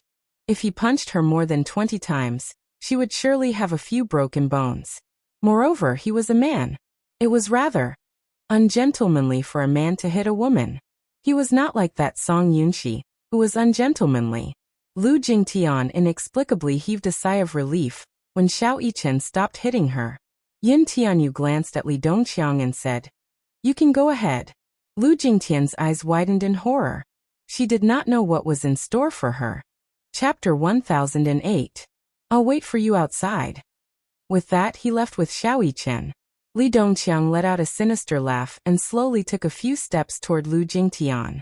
The fear in her heart increased exponentially. Initially, she thought that this was a prank by the two children, but now, she no longer thought so. He walked up to her, slowly squatted down, and removed the black cloth from her mouth. She got the chance to speak and immediately asked in horror, What are you trying to do? What am I trying to do? I'm going to do you. He grinned and spoke vulgarly. She was stunned for a moment, only to see him stand up and unbuckle his belt with one hand. What are you doing? You're raping me. Don't you dare do anything rash. Humph, he ignored her. Lu Jingtian's lips trembled as her eyes darted around in panic. She suddenly understood the current situation. If she were to maintain her overbearing attitude from before, she would not be able to escape. It was just a matter of dying a little faster. She did not understand what these two rascals wanted to do to her, but the murderous look in Yun Tianyou's eyes was definitely not a prank. She raised her head and looked at Li Dongqiang with a smile. How much do you want? Li Dongqiang froze. Those two rascals gave you the money, right? That's why you. Let me tell you, I have a background. My father is powerful and influential. You'd better not offend me. Otherwise, you'll regret it. This was the only possibility she could think of. Xiao Yichen was rich. Mu Yaja would usually give him tens of thousands of yuan as pocket money. How much did he give you? I'll give you double. This way. Can you let me off? She was so flustered that she could not speak coherently. Sure. If you can fork out double the amount he gave me, I'll let you off. Li Dongqiang was naturally not one to make a losing deal. He squatted down as if to negotiate with her. She calmed down and asked, How much did he give you? He took out the check from his trouser pocket and showed it to her. Lu Jingtian was stunned when she saw the words written in Chinese. Impossible. Where did he get so much money? Lu Jingtian chuckled. I think you've been fooled by those two kids. Think about it. They're barely 15 years old. Do you really think he can give you so much? She only suspected that Xiao Yichen was the one who gave her the money. She did not suspect you at all. Li Dongqiang raised his eyebrows. That's so much money. I can't afford it. In fact, if it was in the past, he would not have believed that a child could take out so much money. However, he had seen this child's strength before. Lu Jingtian was taken aback. Are you dumb? This piece of paper must be fake. It's just a fake check, and you're treating it like a treasure. What I'm giving you is real money. It's not something a fake check can compare to. Then this is the number on the check. If you give it to me now, I'll let you go. Lu Jingtian was speechless for a moment before she flew into a rage out of humiliation. How can he have so much money? It's 7 digits, not thousands or tens of thousands. Chapter 1009. Lu Jingtian was infuriated and annoyed by his humiliation. She cried out indignantly, My dad is rich. Let me call him. He can fork out that much money right away. Smack. He gave her a tight slap across the face, causing her face to turn to the side. Are you *king kidding me? Call your dad? Then call the police to arrest me? Woman, you have some tricks up your sleeve. He did not want to waste any more words with her. With a look, 2 of his men immediately stepped forward. One of them grabbed her chin tightly, while the other unscrewed the bottle in his hand and poured the drugged drink into her mouth. She struggled, but she did not have the chance to resist at all. Gulp, gulp, gulp, gulp, gulp, cough, cough, cough, cough, blurg. She choked badly, and the sweet drink overflowed from her mouth and nose. She raised her head with reddened eyes and glared at him. What did you make me drink? Don't worry. You'll find out soon enough. When the drug takes effect, the few of us won't be enough to cure you. It was the strongest drug in the black market, passion-hunting powder. The drug, which was used to deal with Yun Shirshir, was now being used to deal with Lu Jingtian. A few minutes later, she felt dizzy all of a sudden, followed by a strange sensation coming from her body. Her body swayed slightly, and she felt her legs go limp. Not only that, a certain part of her body was acting up. She clamped her legs together and tried her best to hold it in as she perspired profusely. Her breathing suddenly quickened. The strange thing was that she had gulped down so much drink earlier, but her throat was very dry. Lu Jingtian was the spoiled and arrogant missy of a rich family. She had never seen such despicable tricks in society. Therefore, she thought that there was some kind of poison in the drink.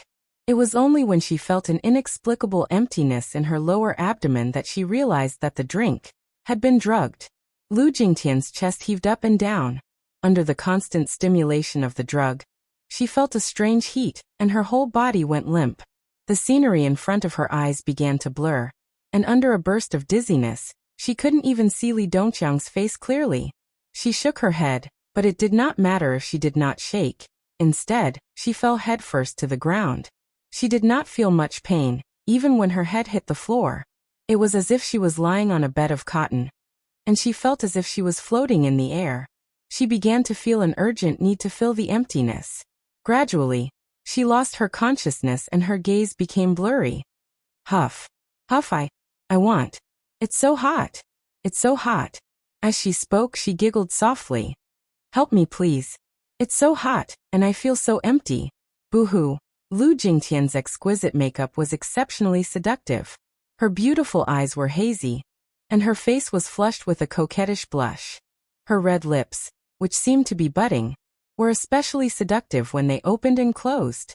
The drug had completely taken effect. It made her look like a delicate poppy flower that bloomed unscrupulously, almost mesmerizing his eyes. When the drug kicked in, he untied the ropes binding her limbs. Lu Jingtian looked at him in a daze as fine beads of sweat appeared on her forehead. Chapter 10:10. She lazily leaned against the bedside. Her coquettish look made Li Dongqiang's heart beat wildly. Gulp. He swallowed hard and was stunned for a moment before he suddenly remembered what Yun Tianyu had instructed him to do. He quickly turned on the camcorder and aimed it at the woman, who was trying her best to seduce him. The men beside him also stared unblinkingly at the coquettish woman in front of them. Their eyes narrowed with lust. Oh God. It turned out that their boss had called them over for such a good thing. This was a lucrative job. At first, they thought that it was going to be a fling. Unexpectedly, Li Dongqiang walked over, squatted down, and reached out to pinch her hot and flushed cheeks. She pounced on him at once, wrapped her arms around his waist, and threw herself on top of him. She might have used too much strength, for he was suddenly pushed to the ground by her. She sat on top of him, grabbed his collar, and kissed him. The scent of her expensive perfume assaulted his nostrils. She kissed his cheeks, nose, and chin as her hands impatiently tickled his body. Li Dongqiang felt his whole body heating up. This was a blessing in disguise. It was not that he had never played with women before, but compared to this woman, it was unbearably vulgar. Lu Jingtian was not as pretty as Yun Shishir, but to Li Dongqiang, she was still a first-class stunner. The young man holding the camcorder could not help but feel his hands tremble as he looked at the hot scene before him. He was inevitably distracted and did not aim the camera properly several times. A few of them even took out their phones to take pictures. Lu Jingtian had no idea what she was doing. She only felt that hugging him was not enough to relieve the raging waves in her body. She followed her primitive instincts and moved step by step. Alas, she was still young and inexperienced, so how would she know what to do? Li Dongqiang, on the other hand, was so aroused that he could not bear it. His body was burning with fire, and he completely lost his patience. With a low growl, he flipped over and took the initiative. In no time at all, he took off her clothes. The fiery scenes were all captured by the camera. The young man on the side muttered vulgarly, "This woman is really coquettish." That eye-piercing scene was driving the subordinates who were waiting at the side crazy. However, boss hadn't finished enjoying it yet, so he naturally couldn't rush it. They had to do it one by one. In the casino, although it wasn't prime time, the 4 floors of the hall were still bustling with activity. Mixed with cheers and curses, it was an impassioned atmosphere. This was one of the biggest casinos on East Street. People often went bankrupt here overnight. Of course, there were also some lucky people who gained great wealth. However, in a casino like this, there were very few lucky people. After obtaining a huge fortune, most people would greedily throw themselves into the next battlefield with a fluke mentality. However, after a few twists and turns, they would often end up disappointed. No matter what your identity is, be it a boss or a commoner, as long as you have money, you can walk into this treasury and bet on your life. The casino was a unique cylindrical building. The ceiling and walls were classical and magnificent, just like a luxurious palace. Chapter 10:11. However, very few people dared to place bets at this table. Hence, to sit at this table, one had to bet at least 5 million yuan, and the chips would continue to rise as the game progressed. At this moment, however, no one was paying attention to whether someone was placing bets at this table. Everyone's eyes were on a little lad in a black shirt. This little boy, who was only 6 or 7 years old, had exchanged chips from the dealer half an hour ago. At that time, he only had a few 100,000 yuan worth of chips. The moment he entered the gambling hall, he walked to the French roulette with ease and placed tens of thousands of yuan on it. His nonchalant expression made it seem as if gambling, to him, was just a simple game. Xiao Yichen stood nervously beside Yu. Earlier, he was bored waiting outside the door, so he said that he wanted to take a look around the casino. Seeing that it was interesting, he exchanged chips to relieve his boredom. At that time, no one paid much attention to him. Most of them thought that he was just an extremely naive little lad who dared to enter the casino after stealing so much money from somewhere. Gambling at such a young age, he was truly a wastrel. A kind-hearted person stepped forward to persuade him, but Yu merely replied unhurriedly, "Hee. I'm just casually playing." Casually playing. This was a slang in the casino. Usually, those who said this were here to challenge the place. Which one of the people standing here hadn't gambled for more than 10 years? Without so many years of experience, who would dare to roll up their sleeves and roll the dice here? This little lad with a mere few 100,000 yuan, which was not even enough to open the table, dared to spout such arrogant words here. He was young and did not know the rules, yet he wanted to challenge the place? What a joke! Many people mocked and ridiculed him. But Yu merely crossed his arms and leaned lazily against the table. His lips curled into a devilish smile as he pushed all the chips to the table, making people feel guilty. Staking it all on one throw? The banker's eyes could not help but reveal a trace of contempt. The roulette spun once, and everyone turned pale with fright. Unexpectedly, Yu won the first round and earned a lot of money. Yu accepted the bet without a change in his expression. His face was still wearing a nonchalant smile. His expression was calm, and yet it was not a smile. He looked at the money he had won and shook his head helplessly. He said mildly, "I was just lucky." Under everyone's dumbfounded gaze, he immediately threw all his capital and the chips he won on the table, as if he was going to continue the game. The banker looked at him and thought to himself that it was just a fluke. There was no reason for him to continue winning. Everyone placed their bets, and after a few rounds, Yu's chips became more and more impressive. In the beginning, the crowd looked down on him, but now they were all following him to place their bets. The fiery atmosphere in the gambling hall was a sharp contrast. Although he had won a lot of chips, the child's face was still calm. He only smiled and played with the chips in his hand. The banker's forehead was sweating, and he didn't dare to make a move. More and more gamblers followed behind Yu. But the banker still did not place his bet. Yu suddenly looked up. He raised a finger lazily and shook it gently. He said mildly, "You can't." Chapter 10:12. He had been in the casino for more than 20 years, and had been playing since he was 10 years old. This lad was clearly trying to humiliate him.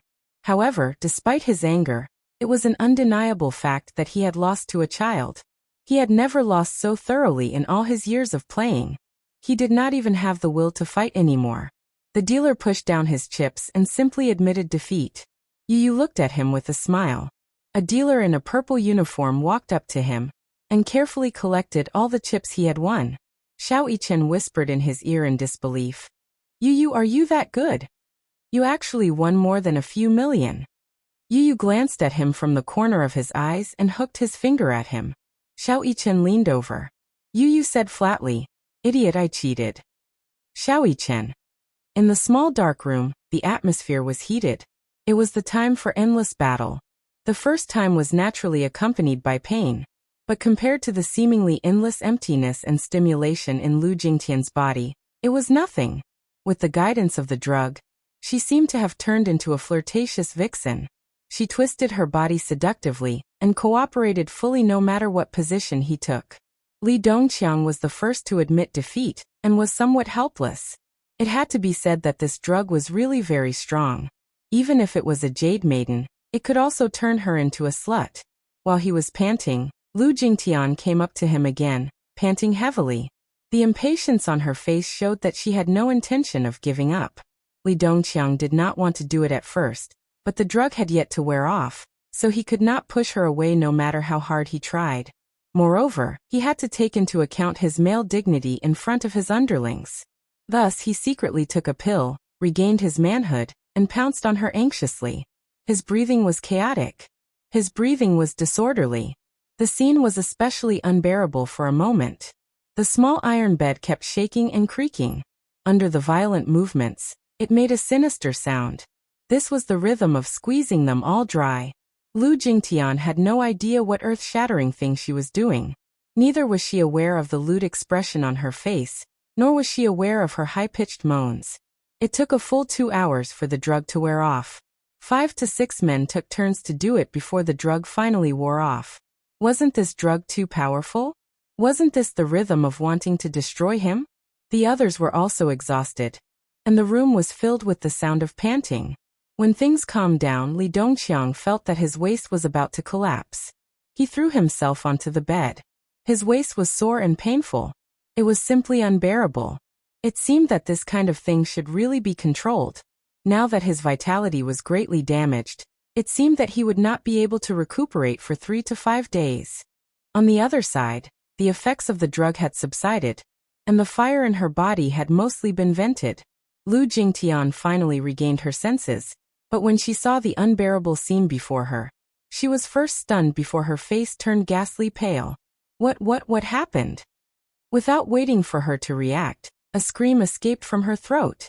Ah, you guys. You guys. She held her face and screamed continuously. Suddenly, she realized that she was naked. Looking down, she realized that she was completely naked. This frightened her even more.